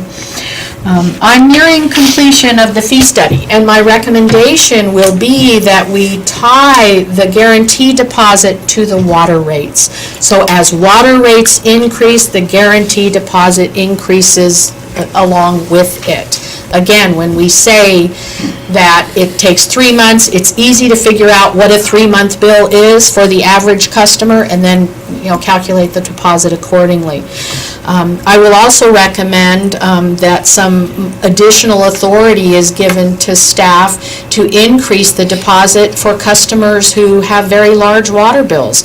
I was having a discussion with one of my staff members a couple days ago, and this customer's water bill every single month is $300. This is a residential account, a high water user, 3 months of unpaid bills is $900. Even a $200 deposit isn't going to do us much good there, okay? Another policy that could reduce bad debt relates to, and I think importantly, the Finance Committee heard this report at their last meeting, and they recommend that we move forward now to increase the guarantee deposit, and so staff will be bringing that topic back soon. Another policy that could reduce bad debt relates to multiple addresses with multiple bad debts. Over 22% of the accounts on the list this year, nearly 1/4, have 2 write-offs in this year. 25% multiple write-offs in 1 year. Almost 1/2 of those accounts are the owner accounts. So they have an owner who's not paying their bill, and then they bring a tenant in, and the tenant didn't pay the bill. So 2 bad debts at 1 address. One of those addresses incurred over $1,400 in bad debt. Another one, $400. 3 others, over $400. 39% of the addresses on the list have had at least 1 and as many as 4 prior bad debts. They're troublesome locations. We know these are problems. Gail and I have talked about this issue many times. Owner responsibility for, payment of bills. Does it make sense to, make the owners keep accounts in their names, not allow tenants, because then you can lien properties. Gil recommends that really this alternative, which is the owner guarantee of payment. So an owner would have to really, contingently guarantee the account. If the tenant doesn't pay, then the owner's responsible. We can then lien the property, and it's better to have 2 potential payers, a tenant and a landlord, a tenant and an owner. So again, the Finance Committee agrees with this recommendation, and staff will be bringing that guarantee payment issue back to the board soon. Our attempt at collecting the significant amount of locked meter charges is the lien process. It's, about all we have. Unfortunately, liens are fairly cumbersome. They're labor intensive. They expire. They have to be renewed. So there's a lot of tracking involved with that. This year we collected $1,762 of bad debt from prior write-offs, but we've incurred $72,000 of bad debt over just the last 5 years. So it's a fraction, of the money is actually being collected. We need to take steps to expand the responsibility of payment for these accounts. So, again, the fiscal impact, $27,587.56 bad debt expense. However, 13% less than the budget. We projected a significant increase this year. We already saw this coming last year. Budget is $31,680, so we're actually under budget. So that's my report. I'm happy to answer any questions. All right, we'll start at your end. Director Unger. I fully agree with what you said about the guarantee deposit and everything else. And I was at the Finance Committee, sitting back here when you guys are talking about this, and I thought we had already done that. I guess we've talked about it so many times that I thought it was real. So, thank you. Thank you very much. Director Johnson. Really appreciate this. Want to say thanks to the folks that are paying their bills on time. Yep. Unfortunately, we have a situation and we're addressing it. And thanks to staff. Good job. I think our numbers are good. And thank you. Director Hunt. Look forward to what you have to bring forward to us on this issue. Director Sloan. It's sort of a fairness thing too, where, actually we've said that, where whatever these folks aren't paying, somebody else has to pay it. And that's the part that strikes me, because, in the scheme of things, percentage-wise, it's a small amount of money, but as I said at the finance meeting, if you collect this over, meaning you add all of these things up over a period of years, you could buy some real stuff. I mentioned in 10 years, at the rate we're at now, you could probably buy a Pickup truck. a D450 tractor, Caterpillar tractor of some kind, which is about the time they're going to be wearing out, depending on the maintenance and what they're used for, and all that kind of stuff. So I think we need to do. I'd vote yes on this, but we need to do more to have a more aggressive posture, because we're getting skinned on this deal, and it's just going to get. We're going to get gamed, and it's going to be worse and worse every year, I think. Thank you. And I have a question. If a person has a bad debt and they come in for service, do they have to pay the bad debt before they get service? If it's within 4 years of the bad debt, after 4 years, it's uncollectible. Okay. Interesting. Public comment. Any public comment on this? Seeing none, do I have a motion? I would move that we approve the bad debt write-off in the amount of $27,587 and 56. Do I have a second? Second. We'll do this by roll call. Aye. Aye. Aye. Aye. Aye. Bad debt has been approved. We will move on to item number 11, the District General Counsel report. Yes, Madam Chairman, the water tax bill that kind of got shelved, and everybody was thinking there's not much interest in reviving it? Well, guess what? Just this week, I would imagine it's Governor Brown pushing for this. There's a bill that came to my attention. It's not even doesn't have a number yet. It doesn't have a sponsor yet, but it's going to move forward, I'm sure of that. I'll know in the next couple of days. I haven't digested this yet. I just got it. But I will read to you some provisions that apply to you, and I'll avoid ag, I'll avoid the dairy industry. Let me just talk with this, again, there's no sponsor yet, there's no number on it yet, but I don't think Governor Brown will have any problem getting a legislator to put their name on it in the next couple of days. But here's what's in this, I think is fascinating. The whole purpose of this bill is to develop a drinking fund to help and assist disadvantaged communities. And the previous idea that seems to be put on the shelf permanently is the tax. Well, instead of a tax, they're looking at voluntary contributions. And let me read to you how they intend this to be carried out. It's really interesting, Robert. And I'll do a complete report on this once it gets a sponsor, once it's final form. Is this like a military volunteerism? You got it. How true what you just said. When I read to you, I'm going to say now. Okay, beginning July 1, 2019, that's good because you're going to have to change all your software for your billing. Yeah. A community water system, Josh, the Basin Water District, shall provide an opportunity, that's very popular, for each customer of their district to provide a voluntary remittance as part of the customer's water bill to advance the purpose of the fund. And you'll collect it, and twice a year you'll be funding it up to Sacramento to the State Water Resources Control Board. Here are the components. A community water system shall recommend a voluntary remittance on each customer's bill in the following specific manner. 1, for a customer with a water meter that is less than or equal to 1 inch in size, 95 cents a month. For a customer with a water meter that is greater than 1 inch and less than or equal to 2 inches in size, $4 a month. 3, for a customer with a water meter that is greater than 2 inches and less than or equal to 4 inches in size, $6 a month. For a customer of a water meter that is greater than 4 inches in size, $10 a month. For a customer without a water meter, I don't even customer. Well, anyway, there we got to it. Okay, again, I haven't digested it. For a customer without a water meter, 95 cents per month. Now, here's what I think is. I don't like this. This is a bill from the community water system, the district, shall name the voluntary remittance quote, "voluntary remittance to provide safe drinking water to disadvantaged communities," end quote.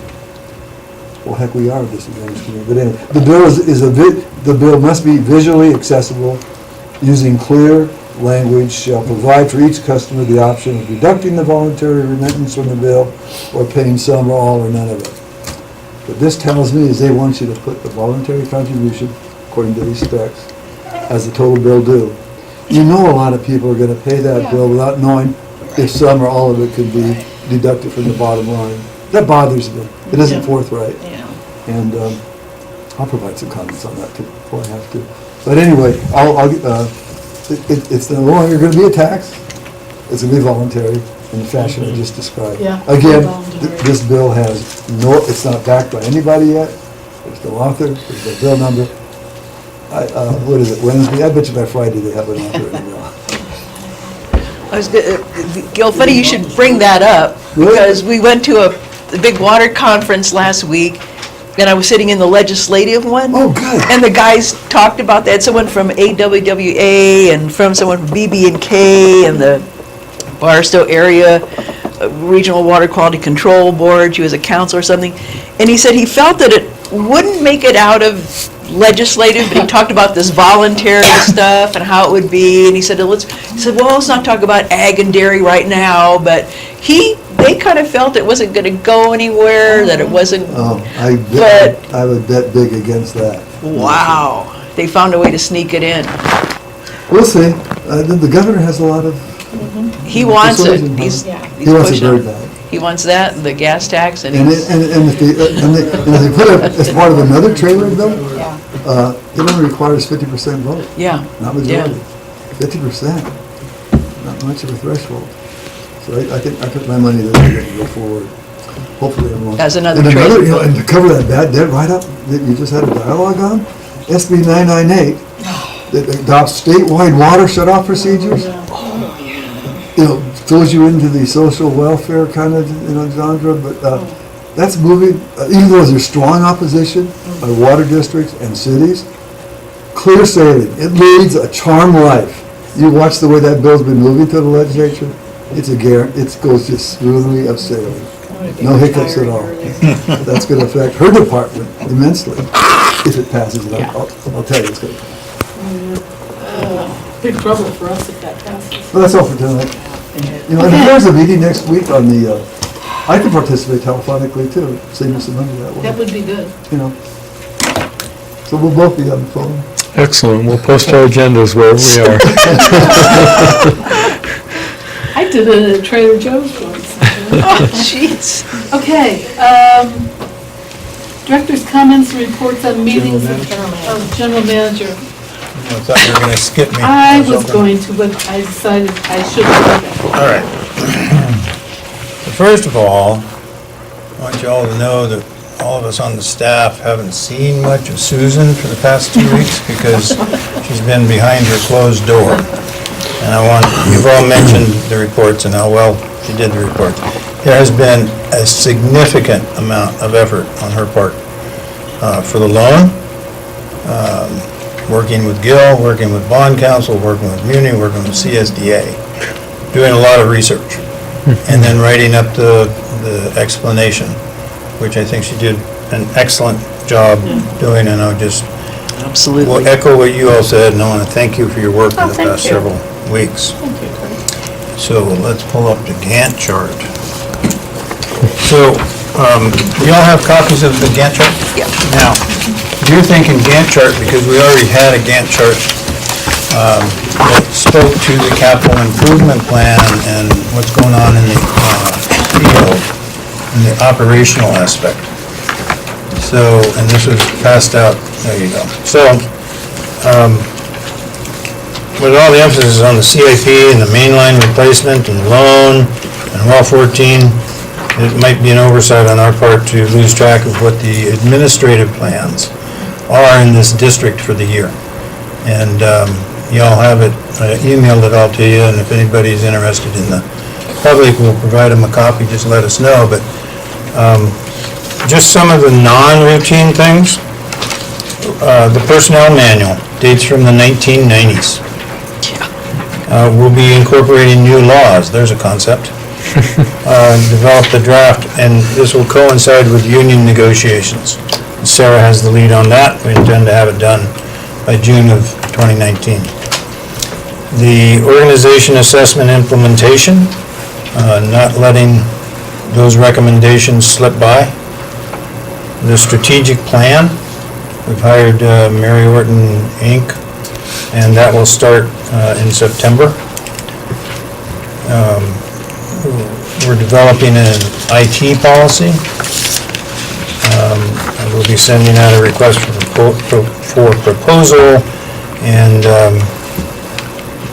we may just be working with our Southwest computer company. Union negotiations will start sometime this coming June, and who knows how long that will go. Last year, 3 years ago, it went for about 8 months, right? Part of this solar study, there's a recommendation to replace interior lights. We're going to do a 5-office pilot study on the new LED lighting. There's the Encode resolution, and I'll just skip back here. So as part of preparing for the technology plan, we've contacted Tyler Technology, who's the software company that we use for billing, and expressed our concern about how they provide customer support to this district. Ann is arranging for 2 to 4 of their management level employees to come to the district in late September, early October for a 2-day sit-down so that we can begin working cohesively with them to improve their service in the Encode arena. So then there's InfoSend, which don't ask me because then I'd have to turn to Susan. But it's, Ann has the lead on that. Paychecks and Stratus, the way we do pay, the pay system is being improved, the computer tracking. We're developing a budget policy. Susan mentioned the district fees, which haven't been updated for many years. So there'll be a whole consultant-developed fee structure, taking it to the Finance Committee, making sure the attorneys and consultants review it, and implementing fees by December of 2018 with board approval. Codification of our administrative rules and administrative code, rules and regulations, resolutions, etc. MOU, personnel. Which already started, but there'll be a request for proposal for the companies that actually do this work. We're intending to have it done by March 15th. There's the parcel audit of standby fees. Over 25 years ago was the last time that was revisited, and we'll be taking that on this year.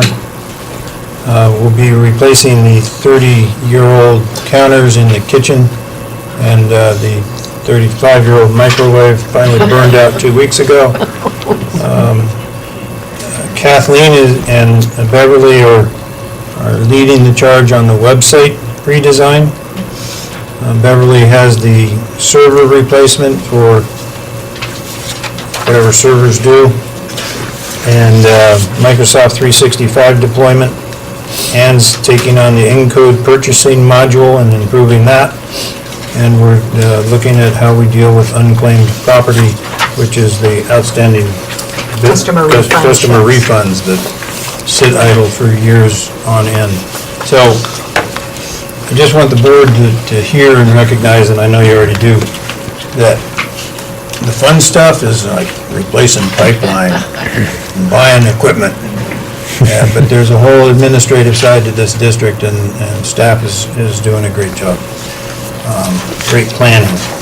Speaking of great planning, now we're going to go to the pipeline design, mainline, our Saddleback project. And you all don't have a copy of this in front of you, so sorry that you have to crook your necks. We're also going to work on that problem. So, y'all approved an engineering firm called West Coast Civil at the last board meeting for us to have this project engineered. We met with them last Thursday, This is what they've already provided, working with Mark and his staff. Now, it doesn't come out real clear, but every one of those rectangles is going to be a sheet, a planning sheet that they're putting together. And what I wanted to do is just sort of spend a little bit of time, because it's easy for me, you all, to say, we need to replace pipeline. But the behind-the-scenes planning and thought process that goes into replacing pipeline, and you know about buying the equipment, but, drawing up all these plans, making sure that they meet our standards for approving plans, and doing it in such a way, I just found it fascinating sitting in on the meeting that Mark had with the engineering firm, Mark and Randy Mays. Mark's replaced a lot of pipeline. I haven't replaced any pipeline. So I found it fascinating, and just on the upper northern stretch, those 4 major triangles, those light blue lines are where the main line's going to be. What isn't shown on this design is right in the main parcel in the middle of those. I guess somehow I can point at that, but it doesn't work. There's an existing main line in there that just extends off with dead-end lines and whatever. It's all going to be abandoned. We're in the process of working on easements with various parcel owners. There's a red line that doesn't show up real well along the highway, which is Package 1 is the Caltrans? Package 1 is Caltrans, so we have to work with Caltrans on that particular stretch. We have to work with the county, and we have to work with non-maintained county roads. So I just found it fascinating that there's so much that goes into this planning process before we actually lay the first stick. And I don't know, if Mark, if you want to add anything else about the plans, but I wanted the board to get this concept of, through your support and authorization, we're moving along, but it isn't just buy some tractors and buy some pipe and go do it. Yeah, and I think that's one of the biggest reasons why we wanted to split this up into 3 packages too. Having the Caltrans package and the county package, we can get those done first, send them out, because that'll take the longest portion for review. And then West Coast Civil will start working on the non-county maintained roads. So once we get our new hires onboarded, they'll have something to go directly to, because the county doesn't oversee the non-maintained portions. So, and as part of this process too, they'll have surveyors out there as well, surveying exactly where we're going to put the lines in. They'll come back out before we start laying and actually mark that out for us too. So. Very good. So that's on pipeline. I already talked about the technology plan and Encode.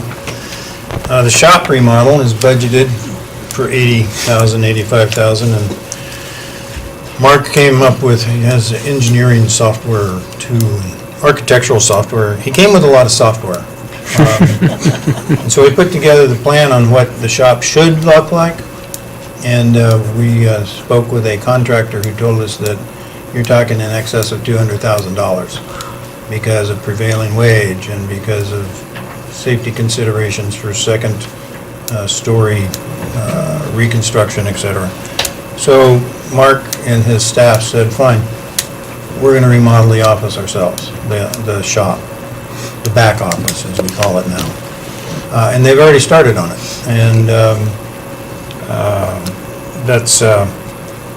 they're going to do most of the work, where the skill sets that we don't have will be covered by the contractor, and all work will be done to county codes, which is somehow a unique concept.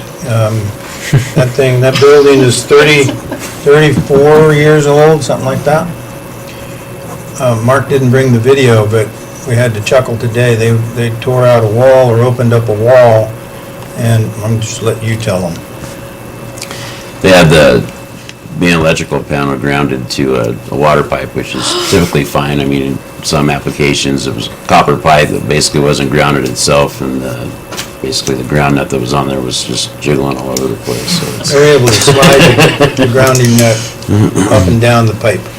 So what's gone on over there for the last 34 plus years, we're going to fix. And I wouldn't be surprised if the general manager comes back to the board and asks for an increase in the cost of the remodel, but we're certainly not, we're going to be doing it internally. And Randy Mays is working on a mainline grant. We had received 130, well, we haven't received it yet. We're in the process of receiving 130,000, which originally was for Chromium 6.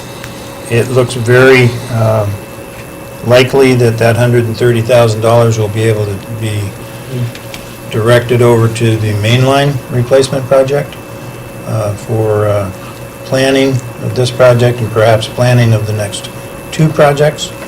So our $2.6 million project, well, it's not a counting purchase of equipment, will be offset by a free, Director Johnson, free is a very good price. You're doing well. Okay. And the last one that I have is conservation. Okay, it was really hot in July, right? Our conservation, compared to what we consumed in 2013, the amount of water that we pumped out of the ground and sold was down, or 22% conservation. Wow. Our cumulative conservation is that's a typo. 27% conservation in July, cumulative is 22%. Now that's for June and July. Two of the hottest months that, since I've been here anyway, which isn't very long.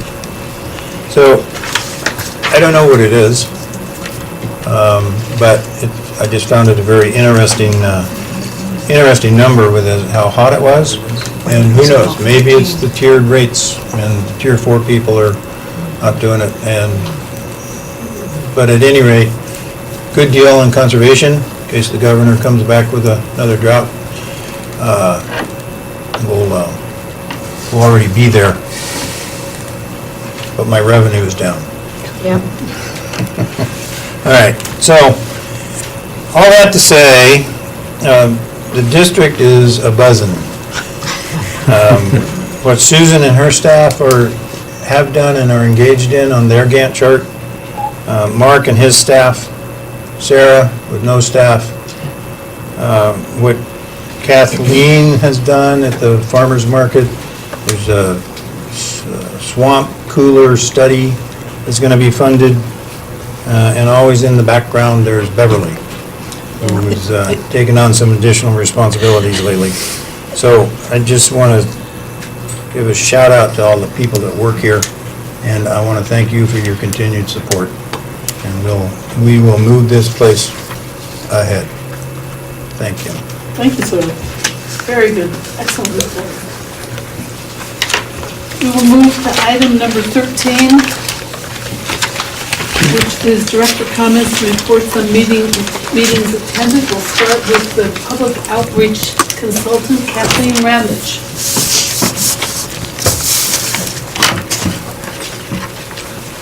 I've met with the National Park over the wildcrafting program that we had that is creeping up on the 5-year mark. It actually concludes officially the week after Water Education Day next spring. But knowing how quickly government works, we are moving towards re-upping the next 5-year contract. They're very happy with the way the program has gone. They are looking at bringing in their certificated program of identifying invasives into our wildcraft classroom training. So when people come to that, they also will walk away with certificates, something in their hand aside from everything else they get. So it's going to have value added. They're pretty excited about doing this because they feel it makes it more of a comprehensive message. And as well as we addressed the rolling this out to other areas. It was a project, a pilot. And of course, we're not doing it, but they're looking at it for other national park areas. And so we have been working on some documents to help support that when it goes for the contract renewal.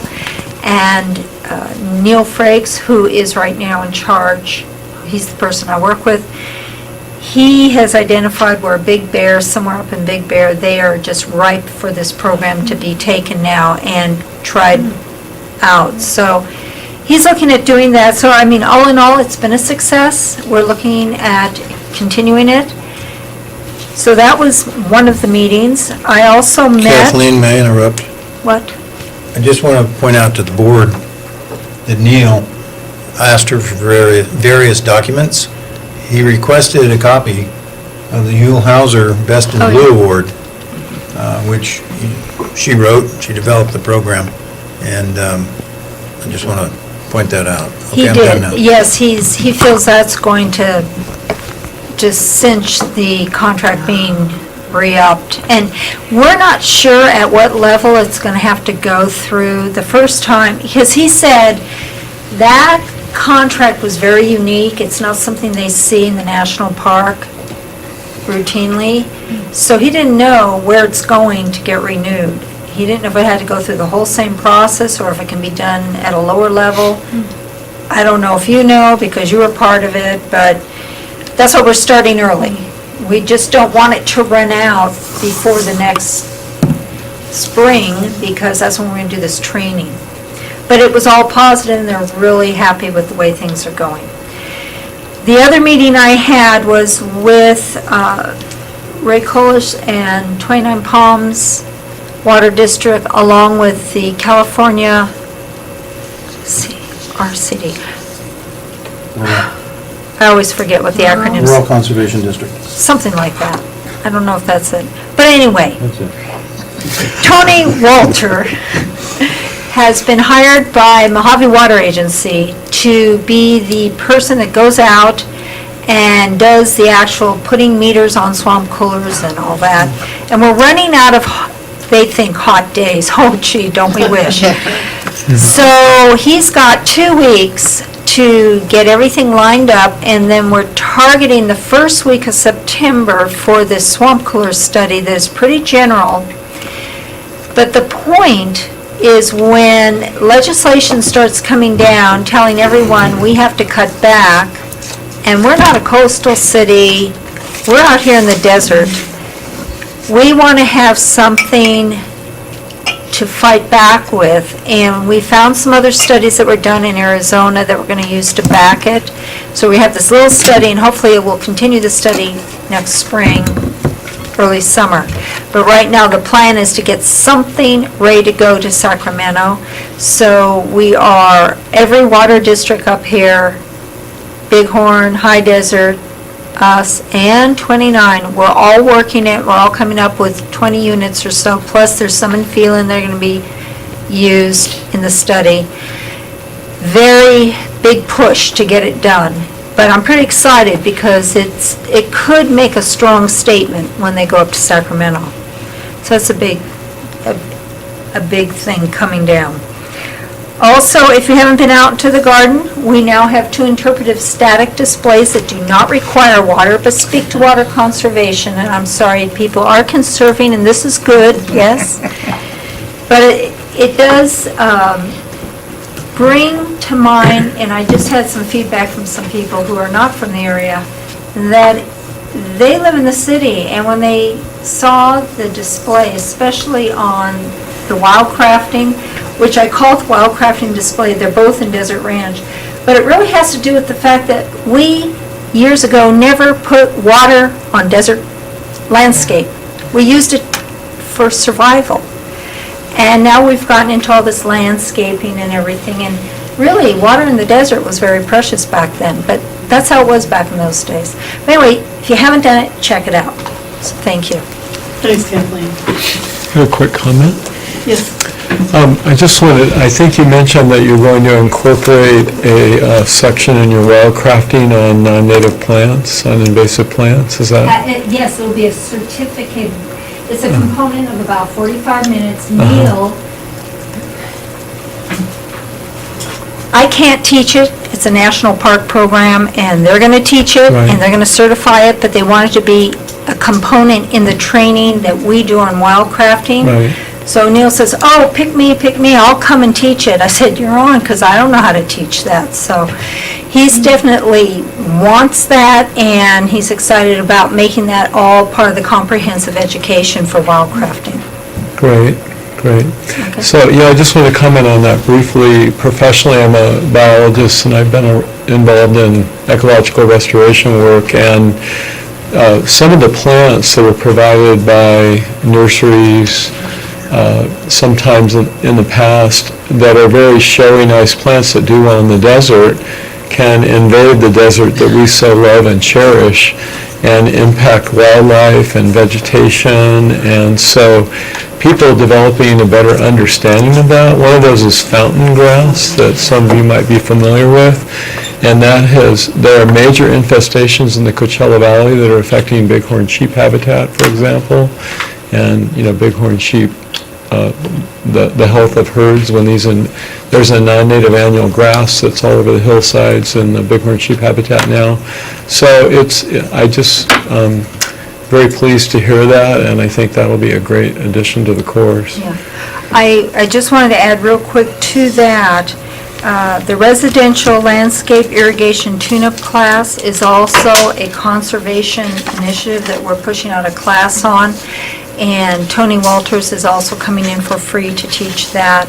And so people living in the desert, he's got a lot of tricks and tips on making your water go a lot further, including the whole new game on mulching. Apparently, there's all new guidelines on that, especially for the desert region. So it'd be worth people who are interested. It is in the September newsletter. It was in the August one too about this class, so you can refer to that for information. And of course, the district tours are coming up in September. Again, in the newsletter, check it out. Thank you. Okay, I went to the Mojave Water Agency Technical Advisory Committee, and I left my notes home, but I will report on that. It was one of the most interesting meetings I've gone to because there were so many reports given by people in different areas, but I don't have the stuff, so I will bring that with me maybe next week. Finance, anything? I'd just like to say thanks to the staff, thanks to Director Florin. We meticulously are going through this, as you all have seen and witnessed. Thanks to the folks that are participating. It is the most riveting meeting of all of the committees that meet here at Joshua Basin Water District, but for those that are actually coming to the finance meeting, it's a participatory meeting, and I think it's pretty open and transparent in terms of what we're doing, and I would want to thank the board tonight, too, for your indulgences with belaboring the loan. I think it's serious stuff. We take this very serious, and we want to do due diligence with our respective positions, so thank you very much. Thanks. And I walked out with nothing. Water resources, anything you want to say about that? I do. Well, you do. Okay. Oh, yeah. I was late, Mark, but that's fine. So I think this will underscore and highlight the general manager's report and other staff reporting on just how active this district is and what go-getters our staff are. And keep in mind this meeting was a week ago. So in that meeting they talked about finalizing the GeoViewer contract that provides the software that allows us to map our facilities and analyze them and also analyze the costs of maintaining them. So and they also they're ordering iPads for the field to use in order to be able to use this GeoViewer software and map all of the new facilities and the existing ones. The equipment order was turned in on August 2nd. The West Coast Civil Kickoff meeting was going to be the next day, and they've already provided us with some preliminary plans. The job descriptions were completed for the pipeline crew. The meter replacement RFP had gone out, and they'd already received 4 responses, but there was a company that was left out, so they were holding it open until they could put in their RFP. after the loan was in progress and has made, here we are tonight discussing it. The debt management policy was in progress. The shop plan was being developed, and yard redesign, and then I think Lynch is the tank repair, right? Well 14. That's right, well 14. So, all of that was reported out to us a week ago, and they've already made significant progress on each of those items in just over the past week, so thank you. Good. Okay, Me? yes, sir. I just, we've been talking, we saw a map of this project that's upcoming, which some of our loan money is going to be applied directly to. The equipment is going to last for 10 years. And it's roughly 4 miles or so of 22,000 square linear feet or something like that. Yeah, it's about 23,000. Well, in the paper that I'm offering to you tonight, it's page 1 of the Bartle and Wells rate study. It says on here that we have roughly 175 miles of water pipelines that were installed between 40 and 70 years ago. And so we're doing pretty good right now in my estimation. I'm proud of everyone that is signed on to this with enthusiasm and commitment. And but this is a big deal. And it's going to be going on for 30 years or so. And so I just am reluctant to have the public, while I'm here at least, assuming that what we're talking about now is it. This is, you mentioned in passing that there's going to be a next project and a next project. And so saddle up, because there's a lot to do. I've got a copy of one of Kathleen's newsletters here. It's the one that actually has the leak. That's done that 4 times so far tonight. The leak map on it and all that, and rate things. These are excellent now, by the way. Plug for the letter. But at the top of the second page, or the first page, it says, "Our water, our community, our responsibility." This is for us to do. We can't kiss this off, because it's only going to get worse over time. And so this is go, and I've signed on. Thank you. Good for you, thank you. Okay. The annual San Bernardino County Water Conference. Becky, you want to talk about that? I have a 2-page report that I'm not going to read. Please. It was absolutely excellent. They, they have speakers and panels and stuff. Our county supervisor, Chair Robert Lovingood, was there, and he made this observation that there's a workforce shortage, and a workforce shortage especially in water. And Jack Symes, he's the area manager for the Southern California Bureau of Reclamation. He gave a big presentation on the Colorado River Basin system, and the huge overdraft, Lake Mead, and even he went into the Salton Sea. There was a great panel called "Whose Water Is It Anyway?" And I thought they were going to have the President of Cadiz was going to be there, but he bailed. Instead, there was an interesting guy, an attorney who does a lot of these, kind of working with these groundwater, the groundwater something agencies that are in Sigma. His name is Russell McLaughlin, and he does work for Cadiz. And he sat down and he took his place and he looked around the room and said, "Oh, Cadiz is on friendly ground here." I thought that was real cute. But they talked about different kinds of water rights and everything. They discussed this public trust doctrine, and McLaughlin derided it as a dying doctrine of the Justinian era when they used, ports and stuff. There was, he says, the lawyer for Cadiz said it's not a water supply problem, but a water management problem, but he also warned against state control, of water. And the woman from the Regional Water Control Board, she said the state is looking at, at water transfers, and I know Mojave Water Agency is very interested in looking at water transfers. The moderator of this was Jonathan Weldy, who's, I think he's the chair of the Planning Commission in San Bernardino. And he said, water transfers are transient water, and it's going to lead to transient laws. He says, so how are we going to price rates for water? Well, the lawyer from BB&K said that hedge funds are already looking to buy California water. And he said, we have to look at how not to slap down the hand of the free market, but still ensure beneficial use.